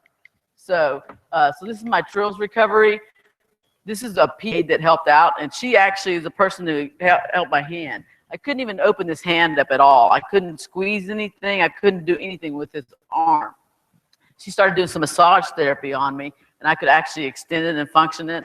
And I still have issues with that hand. As you can see, my movement's still a little slow. It still doesn't go as well as I'd like it to go. But if that's my only issue, I'm okay with that. You know, there could be a lot of other issues with me, but that's the only issue I have. I'm fine with it. And then this is my speech therapist. Her name is Penny. I call her Penny Money because she's the person that had to teach me how to read. Again, I have what's called a FNATA. It's where you repeat words all the time. So if I was reading a book and I'd say, okay, Johnny's going up the hill and he's going to jump rope. Johnny's going. And I would repeat those words all the time. But I'm a big reader. Those people who know me know that I love to read. And my friend Sean Lindsay, he used to be the AT at Texas Tech. A lot of people always send me gifts and cards and things like that. Sean sent me this book for me to start reading and stuff once I could actually start reading. It's called The Last Lecture. So that's what I brought up to Penny and said, I'd like to read this book. And that's what we started reading with The Last Lecture book stuff. And I recovered pretty quickly with that. And then this is Lynette. She had to teach me how to put different words in, synonyms. Because if I said something's difficult, something's hard, something's undoable, again, synonyms, be able to work on those words that you can put in that. Because when you get excited and you're speaking and stuff and you lose words, you got to be able to stick something else in, right, in order to make it work and be able to communicate to that individual. And then, so this is ILS. I had to go bike in the gym and do all those other things. But this is independent living, okay? This is when I got to go to back home at my house and stuff and do all my therapy at school or at the paid rehab center. The little van would come by. It's like going back to middle school. Little van would come by. I'd be sitting on my front porch waiting for him. I'd load the van. He'd take me to the pain rehab clinic. I'd do all these exercises, and at the end of the day, he'd load me back up in the van and drop me back off at my house. But what's great about that is I got to live by myself in my own house. And that's the other thing, Paul and I, you know, Paul is a fantastic man. If none of you guys have ever got to meet him, you need to. You need to reach out and visit with him because he's a phenomenal man. I love him to death. You know, one day he came, he's the only person I could actually go with. You know, they have restrictions on the individuals that can come and see you. When I was in the, at the West House, they could come and visit with you, but they couldn't load you up in their car and take you anywhere. But Paul could. So Paul came and pick me up one day. We went to Mass, and then we went to go eat. And he goes, Elicia, we need to start talking about, are you going to move into do you want to move into a apartment or to a home health center that can help you recuperate every day, and then you can get back into your home? And I'm like, no, I want to be fully functioning. I have a 3-bedroom house. I said, I want to live in my own house, and I want to be back as the athletic trainer at McKinney North. And that's what I'm going to work for every day to be able to accomplish. So, and after that, he left it alone. It never came up as an issue because that's what I want to do. I want to live alone by myself and be able to take care of myself. So this is my ILS recovery. I think you guys maybe played this game when you're little kids. It's a perfection game. You have to put different little obstacles in a program that you push down. It pops up and it scares you to death. And I still do it. It still scares me to death. It's a funny thing. And then that is Ann. She's also my other speech therapist. And then down at the bottom is my occupational therapist. Again, they have to teach you how to do things just for your daily living, but also what you're going to be doing at your work setting. So I had to tape ankles, and I used to be a pretty fast ankle taper. I could probably tape 43 seconds, get an ankle tape job done. When I was learning how to retape ankles, I think that one almost took me like 2 minutes and 30 seconds to get completed. That's a long time to tape an ankle, isn't it? My freshman kids do it faster than that. But again, you have to work on it every day to get better at it. And I also had to learn how to cook. Again, you can't go live in your own home unless you teach them that you can actually cook. So they have to walk. They have a little kitchenette there, and you have to go through and you have to walk and see, hey, there's some water on the floor. I need to clean that up. This pan is sticking out. I need to reverse it over. This light's still on. You got to turn it off. You got to recuperate all those things and fix it all up for them. But I cooked brownies the first day, and they really liked them. They liked most of my cooking. I made pecan pies for them and egg casseroles, and you name it, I was cooking it up. This is my recovery as well. Getting in the pool was fantastic. You usually have to have a physical therapist in the pool with you, but my recovery, I was doing so great that I was the only person that would actually get in the pool by themselves. Obviously, my physical therapist had to be sitting outside on the deck, but I could be in there by myself and jumping. And I'm talking, I would jump and jump and jump and jump. And I probably spent 45 minutes to 60 minutes in the pool jumping in and doing my rehab in that, plus the other exercises I would do as well. And this is Claire. No, this is Christy. She's not working there anymore. Now she went to Baylor. She's my physical therapist, and she actually asked me to do yoga. So I actually, and I got to do yoga, which is unusual for me. If you ask my friends, I'm like, there's no way you did yoga. But I did, because the reason she wanted me to do that is because for relaxation and for breathing. Like whenever she was doing stretches on me or I was doing exercises, I would hold my breath a lot. She goes, you need to be breathing a little bit better. So I started doing yoga, and I'm pretty good at it. I actually have been not doing it as well, but I think I'm pretty good at it still. So let's see if I can do my yoga pose. That's not bad. I got to do better than that. You know, if people know me, they know I have to do the best that I can do. That's got to be better. Pretty good, pretty good. And then I also had to learn how to walk with a backpack on me. And everybody's like, why do you need to have a backpack on you? I'm like, well, I work at my multi-purpose room is here, and my high school is a pretty good distance away. And I carry a backpack. I have my computer in there. I have my packages for handouts and all that stuff, and I have to have a backpack with me. So I had to get a backpack on me to start walking with. And I actually also like to do backward walking and sideward walking, and they were always like, no, you can't do those things. I'm like, why not? I have to teach my kids how to do it. How come I can't do it myself in order to be able to teach them once I get back into doing athletic training? So these are some of the exercises I do. I got to meet a lot of friends. I'm still friends with quite a bit of them. But the other thing that I noticed a lot about my friends is they didn't have a lot of people coming and visiting them. You know, I was very fortunate that I did. I'm a very blessed lady to have friends who reached out to see me, that came up and saw me at the clinic. They came up and saw me at the hospital. Very, very lucky lady. So then I got to go back to work. So this is our playoff game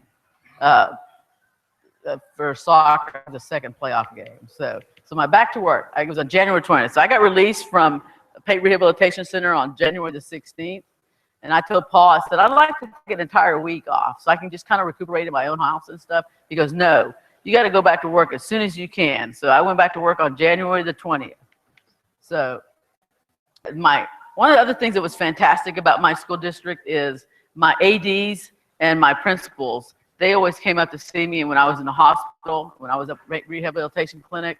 They always came up to see me. And they didn't come up to see me to say, hey, when are you going to come back to work? We need you back in the athletic training room. They just came up to see me to see how I was doing, how I was recovering. And that was phenomenal for somebody to be able to do that for you, you know? Because a lot of times when people are injured, their principals or their ADs, they're like, okay, you either come back by this date or you're going to be fired and we're going to replace you by that time, you know? But I was very lucky that they didn't do that. And they also got to let me restrict my time that I had to be in that. Normally I have to be at school at 6:30 to get going, or 6, and start treatment at 6:30. And we usually worked about 6:30 in the afternoon, or if you have basketball games or soccer games, you're working until 9 or 10 o'clock in the evening, right? And that's what we athletic trainers know. Those are our time frames. But they actually let me restrict my time from 7:30 to 2:30.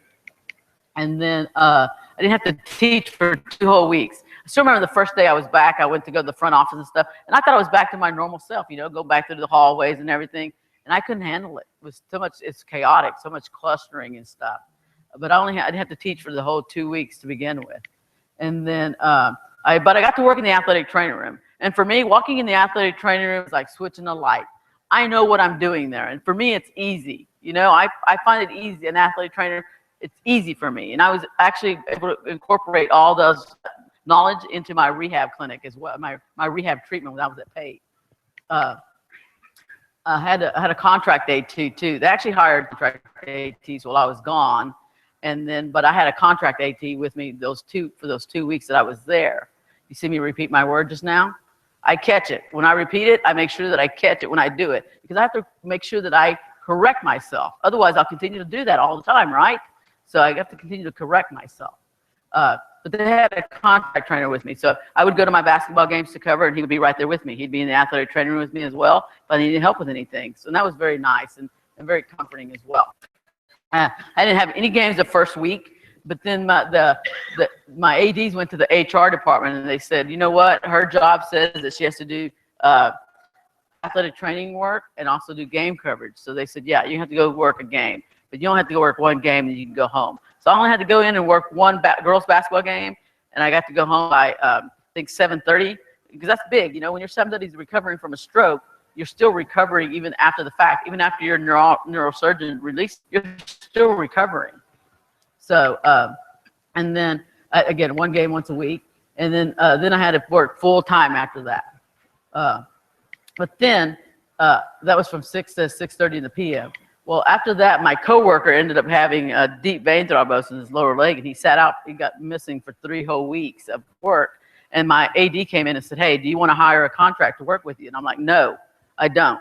I don't need a contract worker to work with me. I want to do this by myself, and I want to prove to everybody that I am capable of doing athletic training and working fully like I did before. So I actually did that for 3 whole weeks by myself.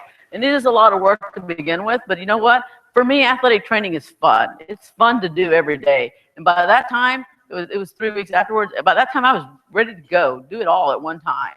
So what are my challenges? What were my challenges? Again, I still have problems with some of these things, slow movements, especially when I get tired. My movements are slow. The lots of students, even now going down the hallways, lots of students, even for any of you guys, probably all those students are a big mess, right? Having to walk through and stuff. Get out of the way, get out of the way. But I learned to go the back way through the where there's not very many kids going through the hallways and stuff. And I still use those same motions and stuff. Loud noises. I couldn't handle really loud noises. Now I can handle a whistle blowing in my ear, and it doesn't bother me whatsoever. But before I couldn't handle any of those loud noises and stuff. It was a big problem with that. And then Hall congestions, unable to show the rehab. Like even now, I can't do a lot of the rehab activities that I normally would do and show the kids. Even now I have issues with those. But I'm really good at explaining how to do those rehab exercises, how to, how you want to jump, how you want to jump forward or backwards and stuff, and do it perfectly well with them. And I can actually show some of those things. And writing is still my biggest issue. This hand is still my biggest issue. But you know what? I can work on computers, right? I can write things on my computers. The other thing I can also use is my left hand. And again, everything happens for a reason, right? And I'm a full believer of that. Because when I was master's degree in '98, I lived with 3 men who were all left-handed people. And guess what? Guess who wanted to be a lefty too? This lady right here. So I'm going to start being a lefty. So I started eating left-handed. I started using my mouse left-handed. I started writing left-handed. So guess what? When this hand wouldn't work at all, guess what hand I use? My left hand. And now when people come and see me, they said, "Oh, you're a lefty." I'm like, "Nope, I'm not a lefty. I'm a righty, but I'm actually ambidextrous. I can use both hands and stuff." I want to be like Jesse DeLee. You need to see Jesse DeLee? He'll write on the board this way, then he'll swap over and go that way. He'll write this way, go over that way. If you've never seen Jesse DeLee write, you need to. So again, I had a lot of support. I had support from middle school, McKinney North. One of my parents got all my athletes to come up, and they did this big old poster. They signed it and said, "Fight like a dog." And they took a picture of it, and they actually brought this picture and a blanket up to the hospital when I was in the hospital with me. They also gave this little card. My principal, like I said, would come up and see me all the time. And this is actually a card made by one of my former students, who's now our art director. And they filled it out and has all the signatures from all the teachers, wishing me well and stuff. And then I had a lot of friend support as well.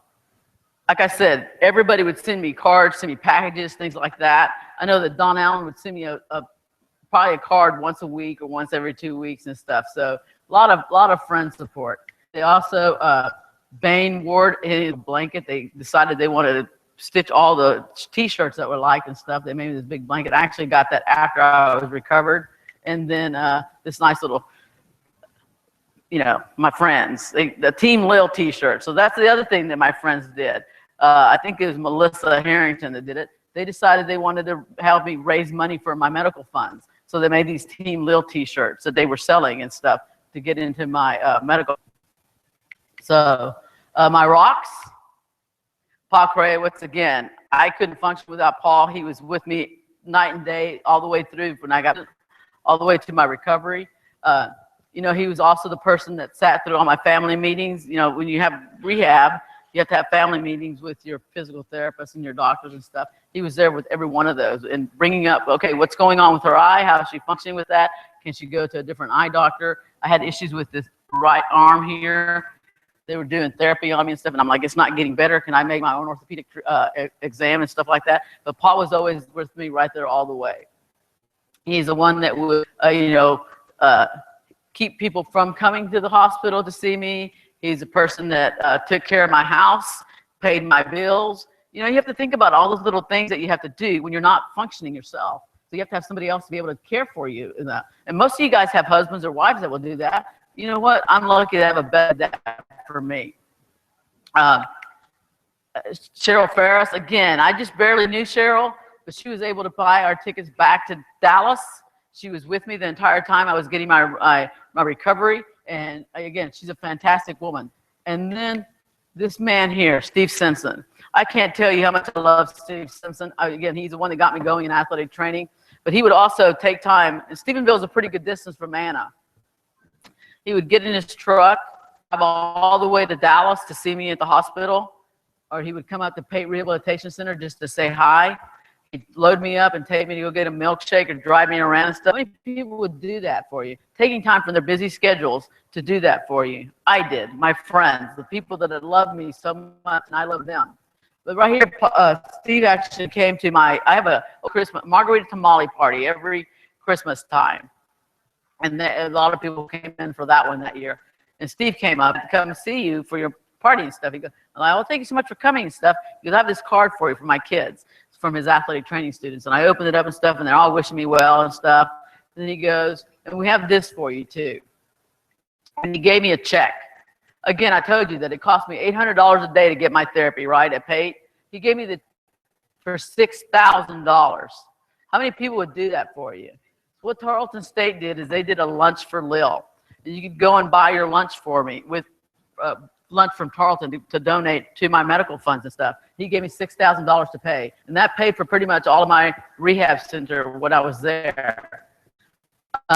So I was able to meet, you guys know what a pyramid of success, John Wooden came up with this pyramid of success, and I took some of his information for this talk. I got to meet John Wooden before he passed away, and it was really phenomenal to get to do that. So faith, you have to have faith. It's taking the first, even when you don't see the whole staircase. I'm going to get close so I can read it off that. It's perseverance. Again, you can only be as strong as you allow yourself to be. Never get discouraged, never give up, because consistency and dedication is the key to success. And then motivation. You have to strive to be the best no matter how simple the task is. Whether it's brushing your teeth, whether it's combing your hair, whether it's taking 5 steps. All those are motivation to be able to succeed. And hope. You never give up hope. A strong mind always hopes and always cause to hope. My inspirations, God. It's a blessing to be alive. And it should be a blessing to be alive for each and every one of us. In the morning, you should take a deep breath and say, hey, God, I'm here, I'm awake, I love you to death, and what do you want me to do for you today? I'm thankful. I'm not thankful for all the people that came to see me, that sent me notes, but I'm also thankful for my physical therapist, my doctors, all the way down to the janitor. Everybody has input in your life, in your recovery. Okay, and they have to encourage you to be better with everything, all the way down from the paramedics. Again, every little bit counts. Everybody's helping you. Trust. You have to trust your caregivers, but you also have to trust yourself. You know, you have to believe they know what they're doing for you, but you also have to know that you have to trust yourself as well with them. And patience. Again, and that's big. I don't know if any of you guys have ever had a stroke victim in your life, but you have to have patience. You have to have patience for yourself, and they have to have patience with you, okay? You can't walk before you can run. You have to take it one day at a time. Every day is a new day.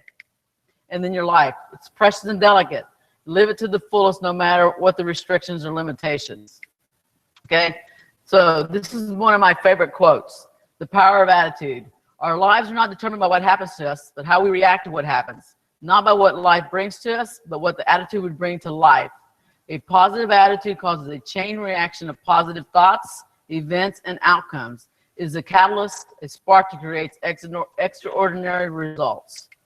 So again, God has a plan for me. I don't know what it is. I don't know what I'm going to fulfill for him, but he has a plan for me. He has a plan for each and every one of us. And I'm going to continue to strive to do my best for him each and every day. You know, again, I could have easily lost my life back in July the 9th. I could have easily not hit that sign, you know.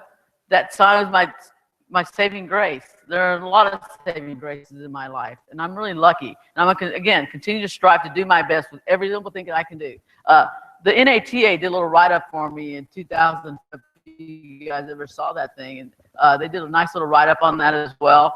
And I got a lot of support from not only media, but also from my friends. The WFAA came out and did a little segment on me as well. And it's not about me. It's about stroke victims.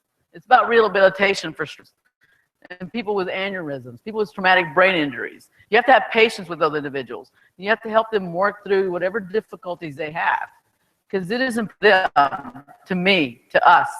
Thank you so much for your time.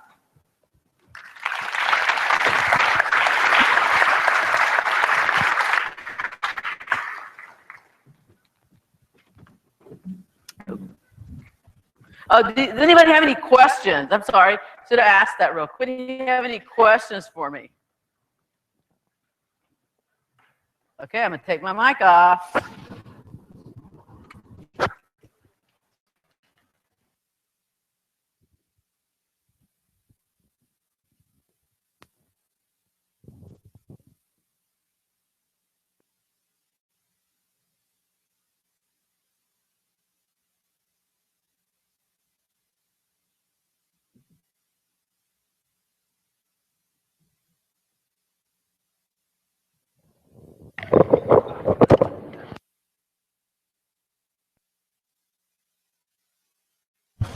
We're going to set up for our next speaker, and it's going to be about 10 minutes, but we're going to do door prizes. So look in that red bag of yours, pull out that little card we have here in the front. There's some really good prizes, cash prizes. Some of the vendors donated some prizes as well. And make sure that you turn in your assessment forms. Remember, there's some plastic bins over here in the back.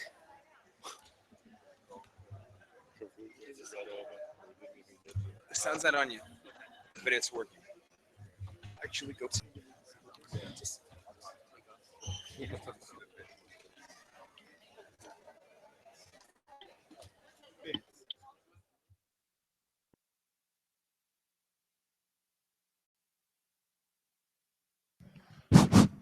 Okay, guys, door prizes. This is the way it's going to work this year. Need to put your little business card that was in your bag in the box up here. We will have a drawing right now.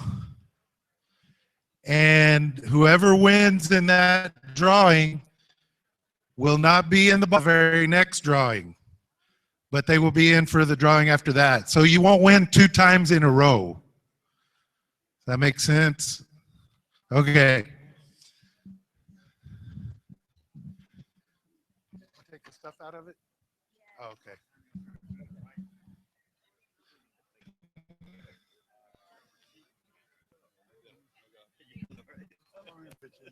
Oh, did you keep that? Do you want it? Oh. No, that's a door prize. Yeah, what do you want? Yeah, right here. All of them? Yeah. Oh, yeah. I'll have one at a time. Well, yeah. You want to come down here? Do you want them to come up? Oh, okay. Oh, okay, that's fine. Are y'all going to draw? You can hand me the thing? Yeah. Let's just lay them out right here.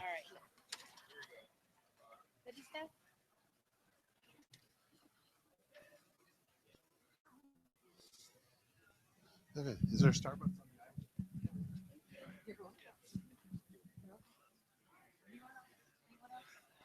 Anybody else? Anybody else need to put your card in here? I'm going to start the draw cards once we start the drawings.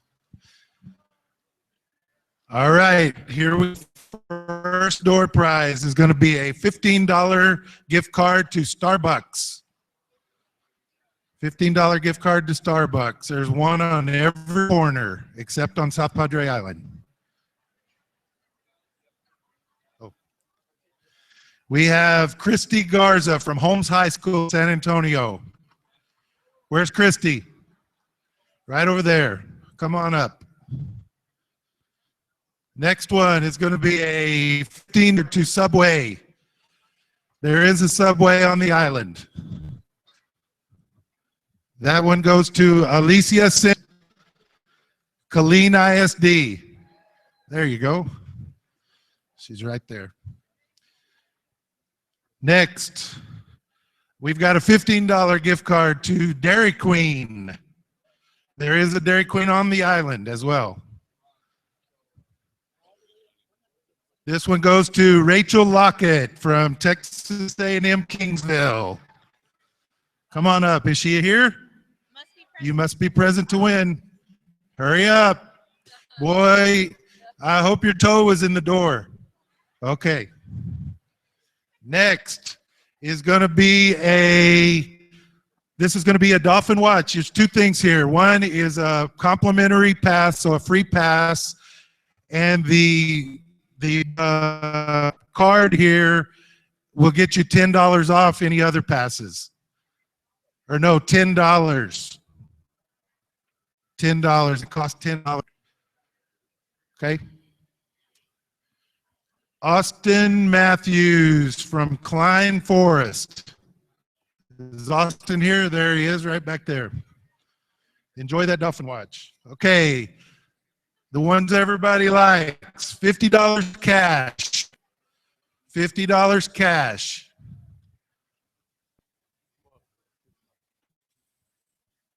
Who is the lucky winner? Madeline Price, Tuloso Midway. There you go. $50. $100 cash. $100 cash. There's another card in there from Medco. Did you see it? Find it. Gary from Grulia High School. Where's he at? All the way back in the back. Is there one in there? Okay, last one is from one of our vendors from Medco. You'll need to take this card over to the Medco booth and he'll have a door prize for you. That one goes to Bubba Wilson, Pasadena High School. Where's he at? There you go, Bubba. Here. Oh, you got it? Okay. Soon we'll be handing out more door prizes in a little while. And these stay out.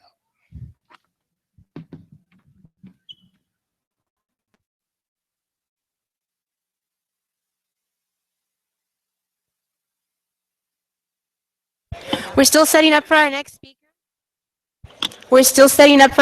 speaker. Just remember, we have Schlitterbahn tickets available at the registration desk for $33 each. We take cash or credit.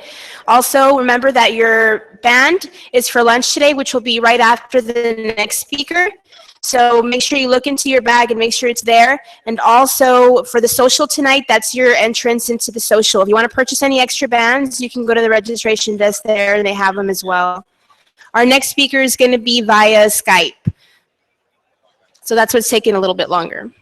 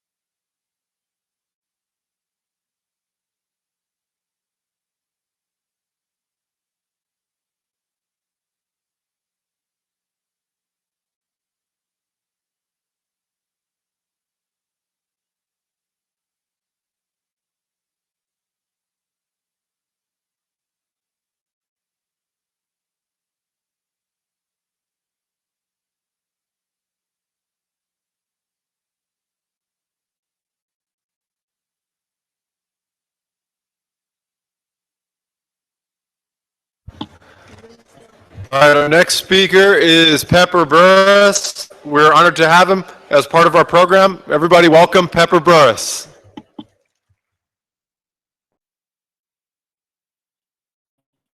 Well, yeah, I'm ready to go. You guys hear me from up north?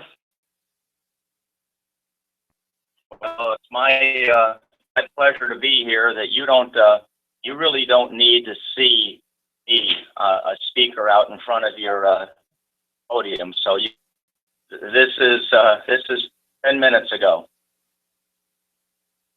Well, and thanks for having me. I really appreciate you letting me plug in. Hey guys, if you want to mute that phone, it'd be perfect. We're good. Hey, now, it's shocking for someone up north to say y'all, but he's from Virginia, so I get it. And the name Pepper really is a God-given middle name, so it's kind of southern there. But I am really impressed with your program and what you all stand for and your state associations. Awesome, awesome.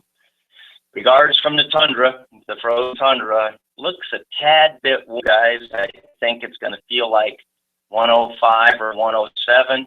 Ours is just now starting to melt, so that's really not real. But realize when we have snow, it works for us up here. We've got this thing figured out. So, you can have your heat. We'll keep our snow. This was interesting to me when I took a look at, wish I could join you. I have another charity event. But to see that you only have one day below 50 where it stays, I figured you'd like to get a little picture of Green Bay annual average. And right now feels like 68, but we've got 162 days where the low is below 32. So yeah, you can chuckle about that. What's real important to us in Green Bay? Well, Lambeau has the most beer taps of any stadium in the world, even more than Jerry's up there. Dallas, we've got more, and that's a picture worth taking there. That's one game. That was our current record. I know you've been to a few college keggers. You don't have to admit to it. We happened to lose this game, but 757 kegs. We're going to be in trouble if a picture's worth 1,000 words, because what you're going to do is watch a really fast slideshow or a real slow movie. It's my style. Why me? I'm sure it's probably costing you to have me. I've got my Diet Coke popped and we're good to go. Now, it's okay to laugh. I mean, well, first of all, I can't hear you. But now that is a pretty funny slide there. Everybody remember from Sunday school. That's pretty good. But my obligatory one joke to start with, there's your Dairyland joke. And that is pretty cute, too, if you go with it. Why me? Well, this will be my year in the NFL. Doesn't mean I'm right or wrong, but just means I've seen a lot of stuff and a whole lot of football games. One side really particularly fun, and that was up at Jerry's place, so to speak. I say that with due respect, and that was Super Bowl 45, my wife, daughter, and son. Let's cut to the quick. We could talk football for a second. You know, the Packers had a pretty good year last year. In fact, the Packers have been in the playoffs 17 out of the last 23 seasons, and got a little excitement last year. We had a real Hail Mary, but actually it was a hail to Rodgers because it was Aaron Rodgers throwing to Richard Rodgers in Detroit. And it was, you know, it was an untimed, unbelievable. And then we got into the playoffs and we kind of had a hail Janice, and you have no idea who Janice is, a up and coming receiver here. And then we had a real Hail Mary at the end of the game to Janice. And this didn't work too well. The next play was a Hail Larry, and that's really all I've got to say about that. And that was the end of our season. So another funny is, you know, you take a look at this, is sometimes you miss an opportunity, and opportunities don't always come that often to excel. So this was, oh crap, that was today. So admittedly, my talk today is going to be pretty football and pretty helmet centric, and admittedly, I do not know much about helmets outside of if I was covering another sport. I would want to be prepared for that. And that's what we're going to talk about with this, with preparation. Ron Corson at Georgia is probably an expert with emergency medicine, NATA, position papers, and you all have worked in many different sports than I have, and it gives, I'm partial to Ron because I kind of like their logo. But this whole thing about caring for suspected injured spine, I heard the latest. I was asked to do this talk in St. Louis last year at the NATA, and all of a sudden I hear all this mumbling about changing recommendations and protocols. Now, I have a few worded slides, and it's not your goal nor mine to read them all, but my goal is, you know, as said here, that we really don't need to just know about anatomic alignments, but we have to be mechanics. We have to know how to deal with our hands and tools is to get to the same goal. And we absolutely have to realize that one size doesn't fit all. We got to stay flexible, tried and true techniques, and everybody has an opinion. But the bottom line is we have to do the best we can with what we have. My second goal is not to do this. I don't want to poke a hornet's nest. And, you know, when we start talking about relationships with EMS and the like, we could, at the NATA last year, just short of a year ago, there were no less than 6 spine-related talks.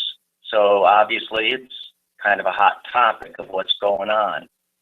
And I was I was semi-clueless that there was a change in the EMS approach with spinal injuries. I didn't even realize that the NATA had reconvened the Inter-Association Task Force. I was on the initial one. I didn't have hurt feelings, but I didn't realize, and they were about to announce new NATA recommendations at very NATA.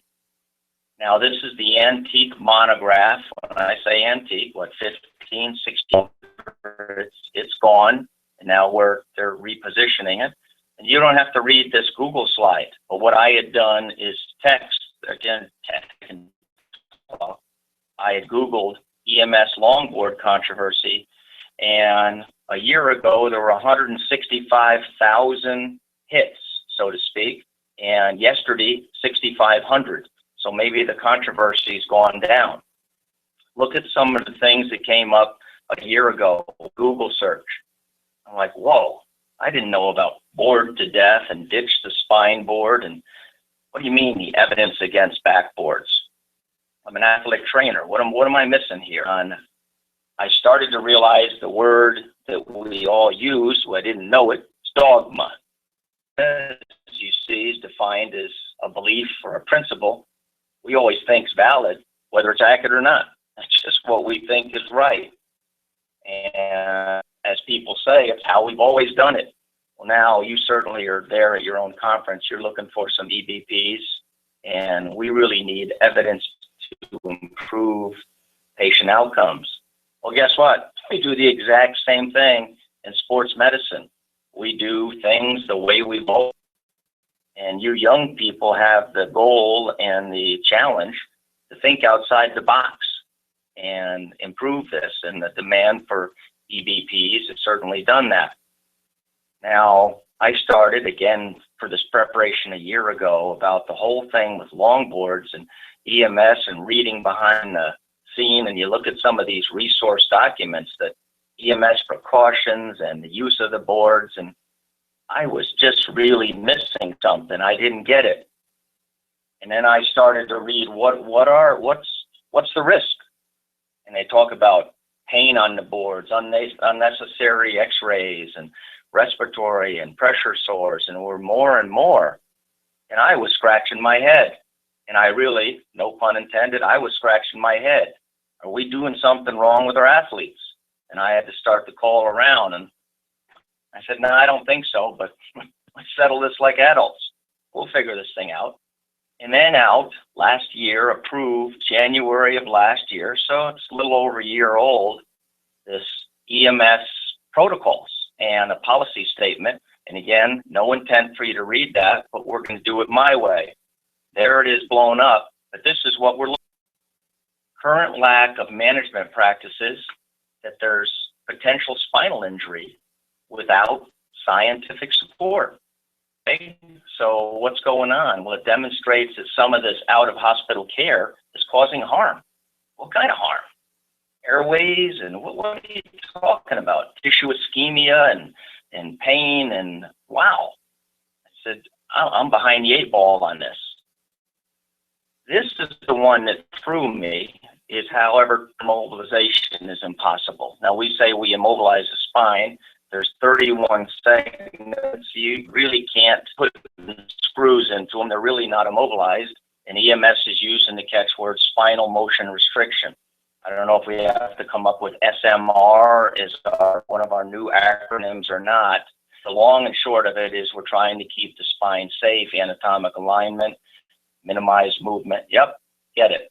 But I don't know if we're ready to say that we're practicing SMR, but there you have it. So they're basically saying, well, we can't really immobilize, we need to do SMR in certain cases. Well, what are those certain cases? Well, you know, racing and rescue, and well, how about contact and extreme sports? Well, contact is, they say dance is contact, football is collision. So I think maybe we fall under the need to keep practicing spinal motion restriction. And so when should we do this? Well, with any of the following. Well, altered level of consciousness, of course. Midline spine, that's why we bring out the spine board. And focal neurologic signs, any numbness. Once again, that's why we bring out the spine board. And Lord forbid we have any of the last two. So in my mind, in athletics, what we've been doing, how we've been doing, kind of falls into these guidelines. Now, I talked to the EMS director in our area yesterday, and he said that pretty much they promote longboards as only a movement tool to pick somebody up. And this slide that he used at our state meeting about a month ago, and the highlighted in yellow, once extricated and moved, patient should be taken off the backboard or a scoop or whatever you're using. I'm not a big scoop fan, but all of that said, we don't want to leave someone on a spine board too long, and I don't think that happens in athletics. Usually when an athlete's coming in, it's on the fast track. So last year, just minutes before my talk, the NTA put out their recommendation, pepperized, you know, they were a paragraph each. Everybody should have an EAP, yep. Ensure the EAP is reviewed, got it. Proper assessment to activate the EAP, yep. No problem. Equipment should be removed prior to transport. Equipment should be removed by at least 3 trained rescuers. Well, that's probably a fact. Be familiar with equipment. That's what we're doing here. A rigid cervical stabilization applied. Yep. They kept on going, and should be transported using rigid mobilization. Well, our EMS friend said we can't really immobilize, or we're going to restrict. Movement from the field, minimize, yep, transport, have that plan, got it. Most appropriate hospital, it's in your EAP. Collaboration between the staffs and the coaches, yep. Strong working. The paper always says we need more research, got it. Well, with some pending amendments, which are coming out now, or equipment should be removed prior to transport. May not. How about we all decide on whether the equipment should be, when it should be removed, and don't be mandating what the recommendation is. And I think that's where we're heading. Well, again, we've had about 14 guys in my 23 seasons, maybe 12 if I look back exactly, that have had their career with some type of cervical dysfunction, fractured facets, fusions, etc. Now, certainly in this business, when you used to subscribe to Sports Illustrated, they would glorify the big hits. You got your free video, and you could see that the NFL, there's no sound to this, but the NFL used to promote these things. Maybe it wasn't the NFL, but everybody said, oh, look at this stuff. Well, now, certainly in this age and time, Al Toon was a player I worked with at the Jets. These photos are still popular, and it's, made as heroic hits. There's one not too awful far away from you all, and these head-to-head contacts still happen. Here's the bottom line: do you have an EAP, and do you have it? You might have a ticking bomb, but you know how you're going to head. Some things you can't be prepared for. This is Joe Andruzzi, one of our former players, playing with the New England Patriots a couple of years ago during the disaster at the Boston Marathon. Little did he know he would end up helping people get to emergency care. So you can't be the unexpected. And I can't emphasize this enough: to sit with your people. And you have to figure out who your people are, how many people you can invite in. Why do we discuss and practice? Again, it's the unexpected. It's a pretty cute picture now. I don't know who staged it, but that's unexpected. And how about this?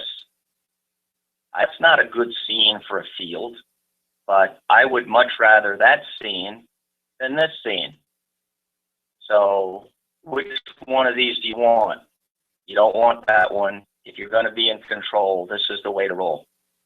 Standard back in the day, how about this? 1940s. I picked that out of New York. No, I wasn't working here. I'm old, but I'm not that old. But this is Green Bay Packers. I mean, obviously, we've come a long way with how we deal with this stuff. Why do we prepare? There's two of your former Dallas Cowboys. I think they're former, Leonard Davis and Flozell Adams. That's one of my coworkers, Nate Weir. That's at the Pro Bowl. You have to be prepared to deal if there's an athlete that big. You say, Pepper, what are you talking about? Most of us are high school trainers or work in high school. I said, okay, how about that? That's a high school football player, or that high school, or whatever situation you're faced with. They are going to Buffalo. This becomes national news over ESPN, especially in the NFL. But when there's a catastrophic injury, it's big news. And it may end up on the cover of Sports Illustrated. In this case, it had to deal with using the cold IVs, and whether that helped or not led to a lot more research. But next stuff was always big. Oh, this is my undergraduate. I looked a little bit different then. And that's 45 years ago. But Pinky Newell, you guys hear about scholarships and Pinky Newell lectures, and like Pinky was way, this is my mentor. I was with him for my 4 years. But Pinky was the first to design a board, even though a short board, with head stabilization. And think about this. These pictures are probably 50 years ago. Still doing the same type of things. Not that this is dogma, but because it's tried and true. Positioning the athlete, stabilizing the head, reversing the hands. Fortunately, we don't wear the good humor suits on the sideline anymore. And I don't think you're using a pocket knife anymore to cut the grommets. Besides, you probably can try to get on a plane or whatever. That doesn't work out too well. But we were always taught that this is how the injuries happen, axial blows. And sir, there are axial blows, but you're going to see some video that changes that a little bit. And Lord forbid any of us ever says, because this dislocation is really not compatible with life, because we always learned, and certainly in physical therapy school, C3, 4, and 5 help me breathe and stay alive. And I would say we'd have compromised breathing here and not a good picture. Been asked so often, what's the worst I've seen? Not really a player. How about was a coach? And of all places, it was in Dallas in '96 at the NFC Championship game. And in the middle of the game, we have a full-on EMS response. And you'll see why here in a second. I believe if I activate my mouth, you'll see it, but you're going to see what happens here. It plays a few times. But this is a coach getting blown up by Robert Brooks, being tackled by Darren Woodson. So we didn't see much there, but now watches his head. Yeah, there's a few oohs in the audience right now. And this situation came close to tying us for just life and death situation. I mean, one of our doctors, this was right by our feet. I've got a pulse, I've got respiration, I've got the neck, and it's just changed our whole world on the sideline. And this was a contra coup where the brain rebounds with, there was contusion front and back. He had an occipital skull fracture, which is the thickest part of the skull, and wonderful care at Baylor Medical Center. And this recovery was long, but he came back to work, but it took him 6 months. But that's during an NFC championship game, changes your whole attitude during the game. A tie for worst. This is an athletic trainer's worst nightmare. This is me in 1992, and you'll see some video of Dennis Byrd here. And the quarterback steps up into the pocket, and rushing defensive linemen run into each other. And you'll see this behind the pocket, back over here. And yeah, that went by quick, but there'll be a replay here.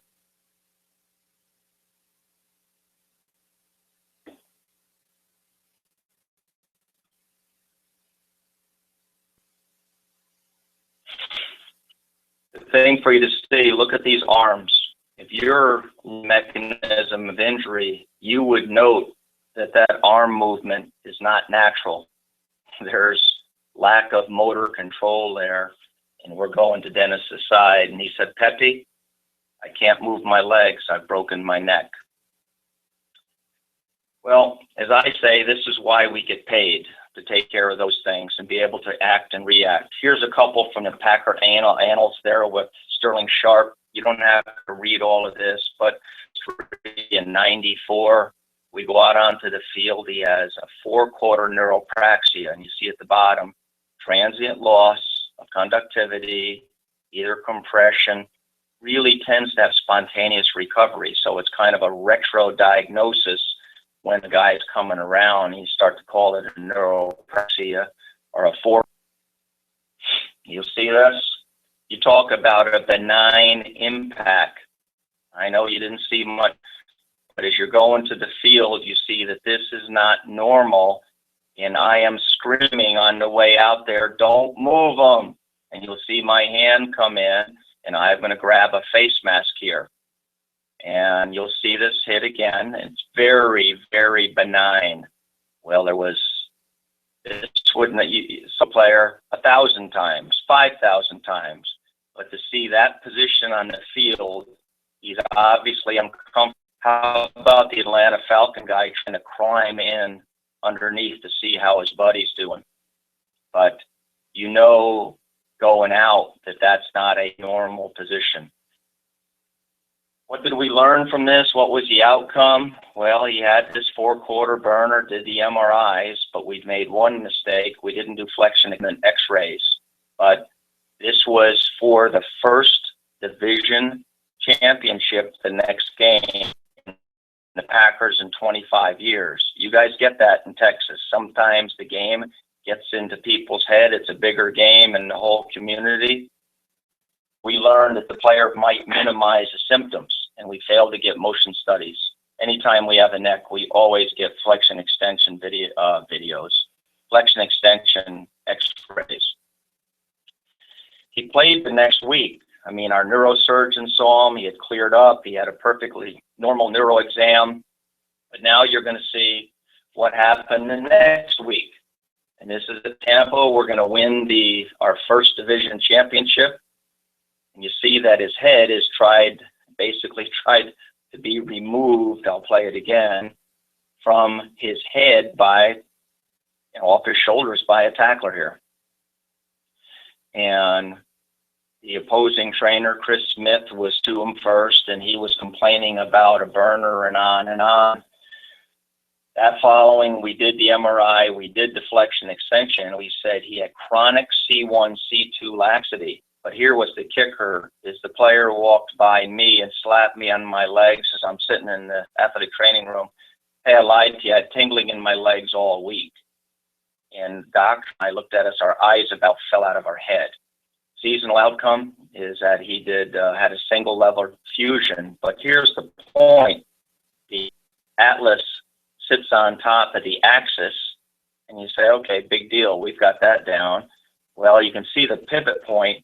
There's not supposed to be any motion there, zero motion. The Sterling's case, his atlas was falling off of the axis. It was moving argumentatively 7 to 8 millimeters. Most neurosurgeons will tell you it's not real compatible with life because you're kind of self-compressing the spinal cord. Another one, 2005, went on the field, quadriplegic, weakness in all four. Terrence Murphy, all the athletic trainers are saying, oh my goodness, we see the hip, but what about his knee and his ankle? And you'll see some just, it's amazing he didn't dislocate his hip in this as well. But we went on to the field and he was burning in all four. Of course, we're going to activate our EMS and our PE. And the long and short of it, he had some history of this in college, and that changed our whole approach to it here as well. Studies, full workup. What did we learn from this? That there could be a long process of second opinions. Your athlete, your athlete's parents, they don't want to take no for an answer or that this is this and that. And your medical records and what you've kept becomes critical. And as I told you, look at the position of that ankle. Look at his knee and ankle up under him. And yes, he did end up having the knee scoped eventually after, but a disastrous leg injury as well. Tight end of Philadelphia, 4-quarter stinger, and not a real dramatic hit out there, but you can kind of see the way he's reacting with his arms on the field. That something isn't right when you go out there. And he's burning in all four. To us, if we have a stinger in warm, we're cautious. But anytime it goes into a second extremity or anything goes into the legs, our rabbit ears, our antenna go way, way up. And Bubba did have rapid resolution. All the studies were normal. And he practiced later that week. And the thing that was very challenging is the fact this was an away game, how you handle it, etc. And he played the next week at Chicago. Doctors had all cleared him, neuro consultants had cleared him. And who would ever think you'd have another hit akin to this, and it'll slow down, but most people's body would break in half if you like this. Not only your neck, but your back. But you look at this picture, I said, my goodness, I can't move like that. I'd be a bag of bones. But this ended his season, kind of 2 strikes and you're out. And, you know, those are things you can see. You don't need a video for, but, you know, we just wanted to learn. Every time we have one of these, we review it to say, what was our preparation? What can we do better? And this is a big boy, Tony Palmer, big offensive lineman. I think you might see my mouse here. He's going to be part of setting up the wedge, so to speak, and they're going to break the wedge. And you might have seen that impact, but you will here. Now, the interesting thing about this, here you go. It's the best film we had of it. I know it's fuzzy, but he walked off the field. We didn't realize there was any injury here. And until we get him on the sideline, and he's complaining about feeling like his neck is locked, and we did stadium x-rays. Doc thought they were suspicious, and off he went to the hospital. Now, probably under the current protocol, you probably would put him on a longboard, but overnight in the hospital, ended up with a single level fusion, but never did return to play. What we learned from this is that huge necks get hurt too. You know, I would say his ears attached to his shoulders. And I'm joking, there's no way you hurt that neck. And here was just a profound thing. Ronnie Barnes at the Giants and I talked the next week. The 2 players that collided each broke their necks. The fellow at the Giants had a transverse process fracture, and whether it's, I say in air quotes, just a transverse process, that's still a broken neck. And for 2 players to just unheard of that struck each other and didn't really get much press, but just fascinating.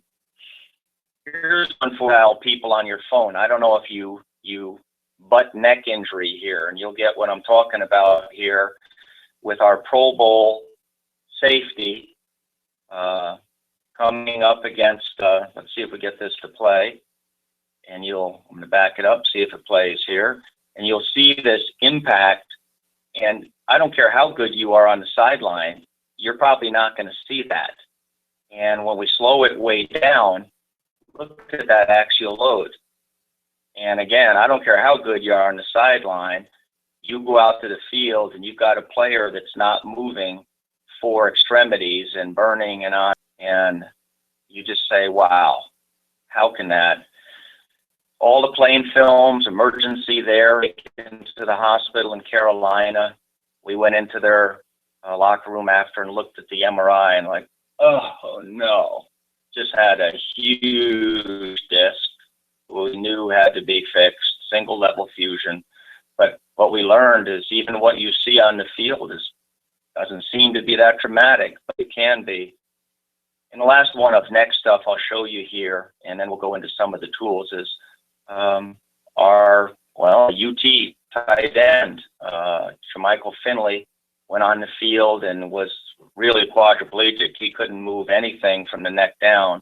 Split out, you see him come across the field, and not overly dramatic hit, but you start to see how the ball squirts out. Something just doesn't look right here. Like he makes the catch and hit, and and then that obviously the film follows this thing because they think it's a fumble. But you'll see here as we go back, you can see he's moving his head, but his arms are folded in an odd position here.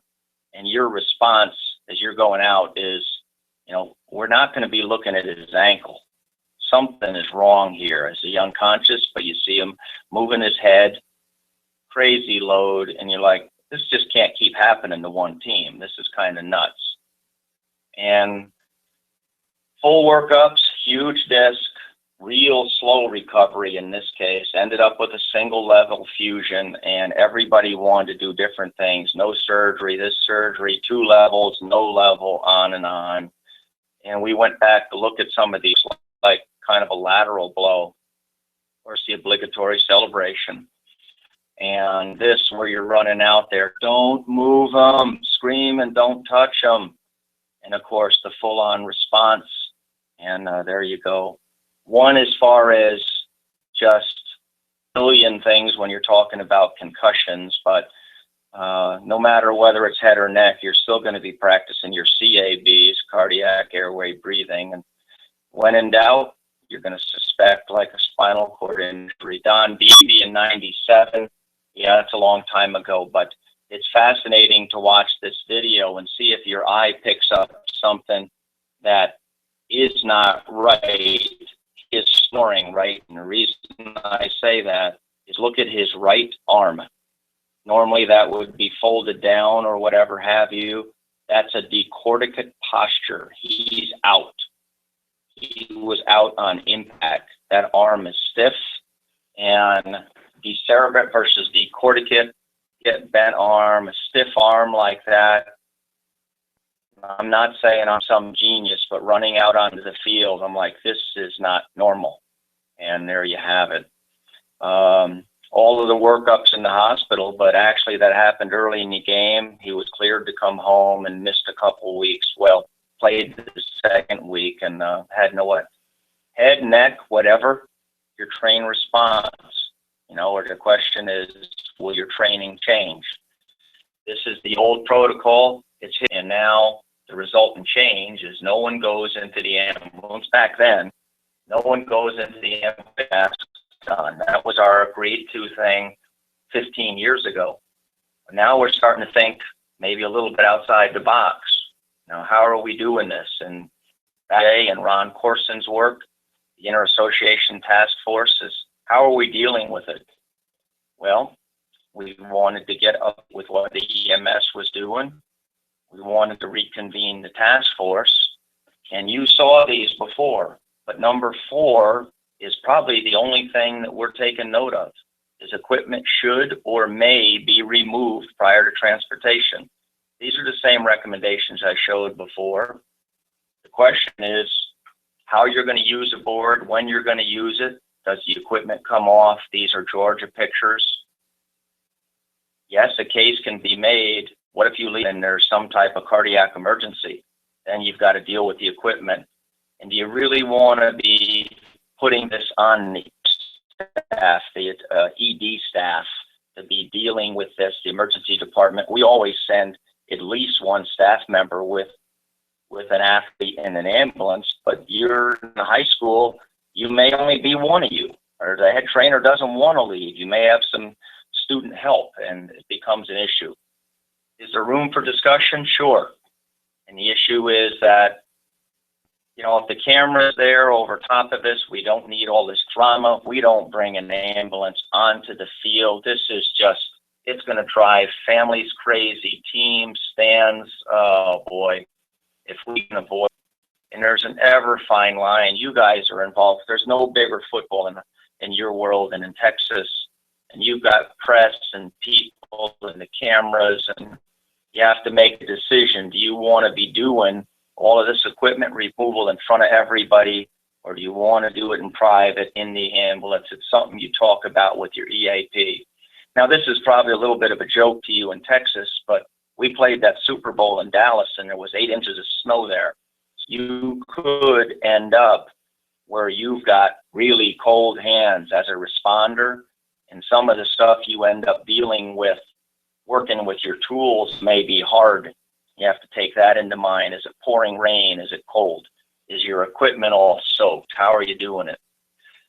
And truly, maybe you didn't see it happen. Well, in the NFL, and who knows when this will trickle down, but this has been great publicity for athletic trainers. But an athletic trainer spot or a certified athletic trainer is up watching our games and can be giving us feedback, and they literally can call the official and stop the game. And we can go to a video replay and see those things I showed you in slow motion. We still bring in outside consultants, and we go through and do all of this stuff to practice. And you're never an expert in your own house. We bring in outside, we practice and we try. We bring our EMS in. We bring whatever doctors can come in. And this has become a valuable thing to do and to talk about. What if this? What about these pads? All right, let's practice. And it's not us, it's the doctors with a mandated video scope, a rope if they have to tube somebody. And they said, hey, how about we take that out into the sun and see how that scope works? They say, you know, we can't see the screen. And say, no. Help isn't always there. No one knows that better than you. Practice, certainly at a game, whether you've got contracts, but practice, we won't have this kind of help. And then you'll look at your own equipment. At one time, we had put bigger wheels on our stretcher. The dilemma with that, it doesn't snap into an ambulance. So now they've got all of these electric rigs and on, and they work well, but the wheels don't roll well on grass. Complicating factors, no one has more than the EMS. Now, for me, I've had missing tools, corroded hardware. My hands have been ice cold. We had mud where the board was sinking down into the mud. And you're laughing about number 5 there. Wrong ambulance. Are you kidding me? Yeah, we had a player with a kidney contusion. He had hematuria. Our athletic trainers walk out of the Philadelphia locker room, and the guy in the ambulance sitting right there says, you need a ride? Yeah, we have to go and get a CT scan. Ended up being the fan ambulance, went to the wrong hospital. How about that? And we've since handled that situation. But EMS, for them, I mean, a football game, a little bit of rain and cold is no challenge for them. God bless them with everything they do. We admire them to no end, and there's no reason why we don't have great working relationships. How they handle head stabilization, Pinky was way ahead of his time with emergency equipment. How you do it, what they choose to use. I don't particularly like this kind of strap. If the helmet's wet, that Ferno strap can slip off. We're not big on taping a head down. And a lot of you have never even seen this board. It's come and gone a little bit, but it's basically a moving sidewalk. it crawls under the athlete. It was brought to us to try, and I immediately said, you're trying to stabilize a bowling ball on a lane. You can't do it. I mean, how are you going to stabilize the head? And they looked at me cross-eyed. And we came up with our stiff board. We would attach one part of a head stabilization unit. And now we've come to the fact that we actually glue a ring of soft foam onto our board, because if you're maybe putting a helmet there, of course, with a face mask off, but it doesn't stabilize well on a hard surface. So yeah, you can tape them and you can use towels, but at a moot point, I mean, everybody's saying the equipment's supposed to come off. Well, once again, if it's bad weather, other factors, not enough help, you're going to end up stabilizing the helmet can do. Well, with that mechanized board, I came up with a neoprene strap, which is basically a knee. It's a knee support that I reversed the Velcro on. And you could see the way it could wrap around any side of a board, and I love the way it grabs a helmet. Neoprene, you know how kind of sticky it is, and in this case, you can see that. So Pro Orthopedics have these on the market, $14.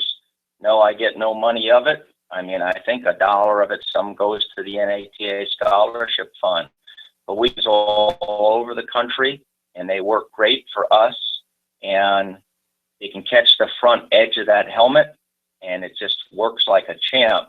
EMS has got them on some of their rigs here. Sure, you can use towels, but when we take all of our equipment, we even have some rolls at the end of that board, what looks like the head of the board, to use with the helmet. There's that big strap. People used to use sandbags, and EMS sandbags are gone. Sandbags have the chance of moving something a little more than you want to. And this was another. All of you athletic trainers are inventors. We just took a neoprene shin sleeve and put soft foam into it, and we made our own foam blocks. And with that strap, they work like a champ. And even if you don't have the helmet on, that strap works great. Well, we've been going for 40 minutes or whatever, and we bolts and screws. Well, our equipment guy does a magnificent job of checking our helmets every week. And it's been more than a day. All decide in the NATA. If someone goes into a rig, bus, whatever you're going to call the ambulance, the face mask is going to, because who knows if there's going to be a respiratory issue. But the bottom line for you sitting in your seats, if you're not particularly good with tools or know how to handle a power screwdriver or a cutter, you may want to hand that off to somebody else. Now realize how pliable a helmet gets when you take a face mask off, especially the new thin shells. But also realize that if you're excited in a situation and you take that face mask off and you get really excited and pull on that helmet, you actually squeeze down anterior on the head, and that's not going to be a good situation for pulling that helmet off. So little calmness, easy, roll that helmet off. Dealing with all of the different loop straps that are out there, sure, we've got reverse straps, we've got double straps. The quick release single is more popular. This on a Revolution helmet is a bear to deal with if you can't get it off with a screwdriver.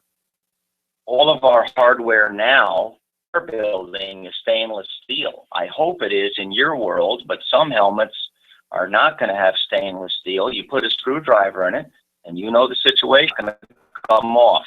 You have to be able to deal with it. We have about 25% quarter turns, 75% quick release. We have no square currently on our team, but you need to assess your team. If you're asked to fill in for somebody, what the makeup of that team is, what tools you have to do. We carry all of these. That's our kit. It's on all of our spine boards. And we take tools with us if we get into the ambulance, if that helmet is not been taken off, or the face mask, or as I said, that's a little redundant, but if something weird happens, you've got to make sure you have tools. This is my quick release tool. If you look to the far left with the arrow, that's nothing but a mini screwdriver that I cut the end off. Or the one in the top center, that's a coat hanger with some power flex wrapped around it. And I've got those in all of my tools. So if I want to poke that quick, it's going to work quick. Sure, I carry a power screwdriver. That's why I've got a fanny pack. But even if the battery's dead, it still functions as a screwdriver. Yeah, I feel like a Boy Scout. I've got a multi-tool with me. But then again, after a game, you never quite know if you need that multi-tool.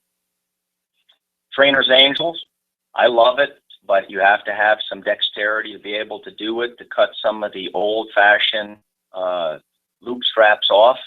And you can get those off, but realize there's still a block of plastic you have to deal with. Some helmets don't have loop straps at the top. You've seen the Speed Flex, and now the helmet with the quarter turn on that top bar where you don't have to take any loop straps off.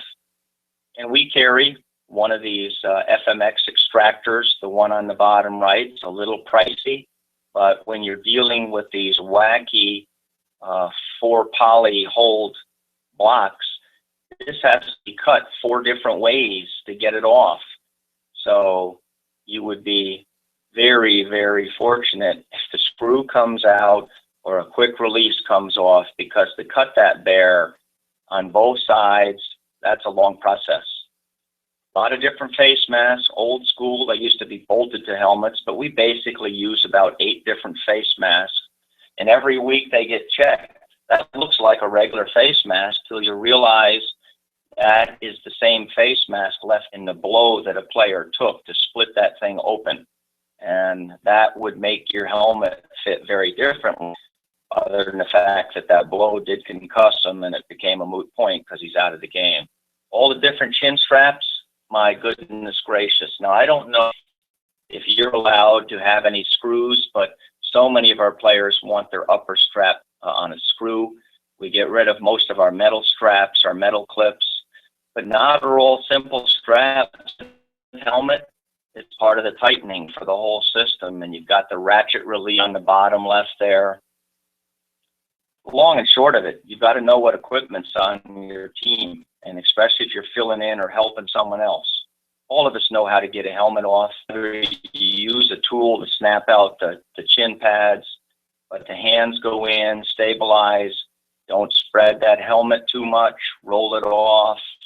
And you can see if you had done that, it's not going to come off very easily. And again, I don't know your world down there, but in the NFL, no fun league, as we joke, that clear shields are okay. We're not allowed to really wear tinted shield. It takes an act of Congress. And these overbuilt face masks are, as they would say on the TV shows in New York, forget about it. It's not happening. But if you've got to deal with them, that's something that I'm not prepared for because anymore. Whether we have clear shields, the dark shield they can wear in practice, but in the game, we don't wear those. And there's so many things that have been written on how to safety remove it, but you all got that down. But the question is this kind of stuff. Dealing with shoulder pads, nice, soft cloth, easy. Well, cut it, split it, no problem. We like to have people gently elevate. The person at the head is in charge and wheel the shoulder pads up head rescuer, the head stabilizer's belly, and then simply pull them out. That's how we do it. Sometimes you've got soft straps, easy to cut, soft plates, a rubberized plate, and we're going downhill here because I don't know if in your world, our offensive linemen wear these solid poly plates, and that is not an easy thing to cut. So we've got cutters, as you'll see, the tin snips there, and you may not have the best tools. So what you would do is stabilize from the chest up and actually pull the shoulder pads off, elevate, whether you've cut them or not. And I've done this in emergency room. We didn't have a tool. I asked if I could cast cutter, told the player I was going to make a little noise, and you can just cut that breastplate very easily. The ripcord was out. I don't know if anybody's using them. We've experimented with them a little bit, but they're not on our team. Collars, oh my goodness, that's a whole nother subject. What collars, what's the best collars? we tend to use these ones that fold up flat and our choice. But here's your take home on the polystyrene beads. We love these splints, but realize if you put one of these splints on an ankle, a neck, or wherever, and you send the athlete in the ambulance or into a doctor's office or whatever to get x-rays, and they want to reuse that splint to take them now somewhere else, where's that pump? The pump probably stayed with your equipment, and that's why we carry two pumps. One pump stays with the bag, the other pump goes with the athlete. And it's like, I never thought about that. But we didn't until we were in the ambulance with a broken ankle and we needed to reposition that splint. Now, as we say, it's time for me to shut up, and Natalie can, if you want to ask a question or tell me how stupid I am, we can flip it and we can, you can ask a question or two, but your take-home message is we got to think, got to plan. I mean, this is a very deep subject here. I mean, I'm joking. I mean, think, plan, practice, communicate. You have to consider the unexpected. So we did 278 slides and 13 videos, and praise the Lord for the technology that it seemed to work. My timer says 59 minutes and 33 seconds, but that's actually why we're setting this up. But if any of you all questions or say, what about this or that, I'm glad to answer it.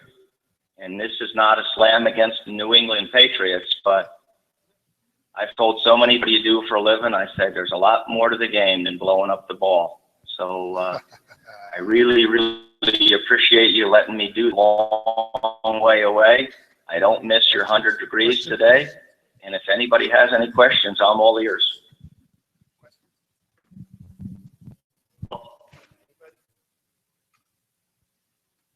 Anybody have anything, Natalie? You know what? They want to go over to what the wait a minute, you're going to Cobbleheads for lunch. Get out of there. Well, I appreciate all you guys, everything you do, and regards from Lambeau Field.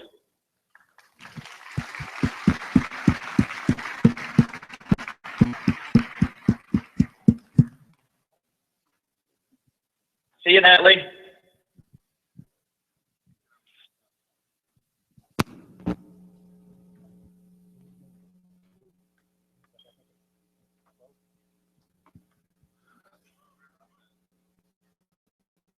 We done? Can I do it? Okay, guys, that is going to conclude everything for the morning. We're going to break for lunch right now.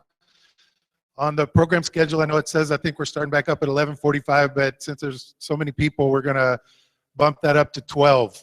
So we'll start back up at 12. Lunch will be right out of here by the windows. There is seating outside. There is seating in room 202 and 203 down the corridor for you to sit. Just enjoy your lunch. We'll see you guys back at 12.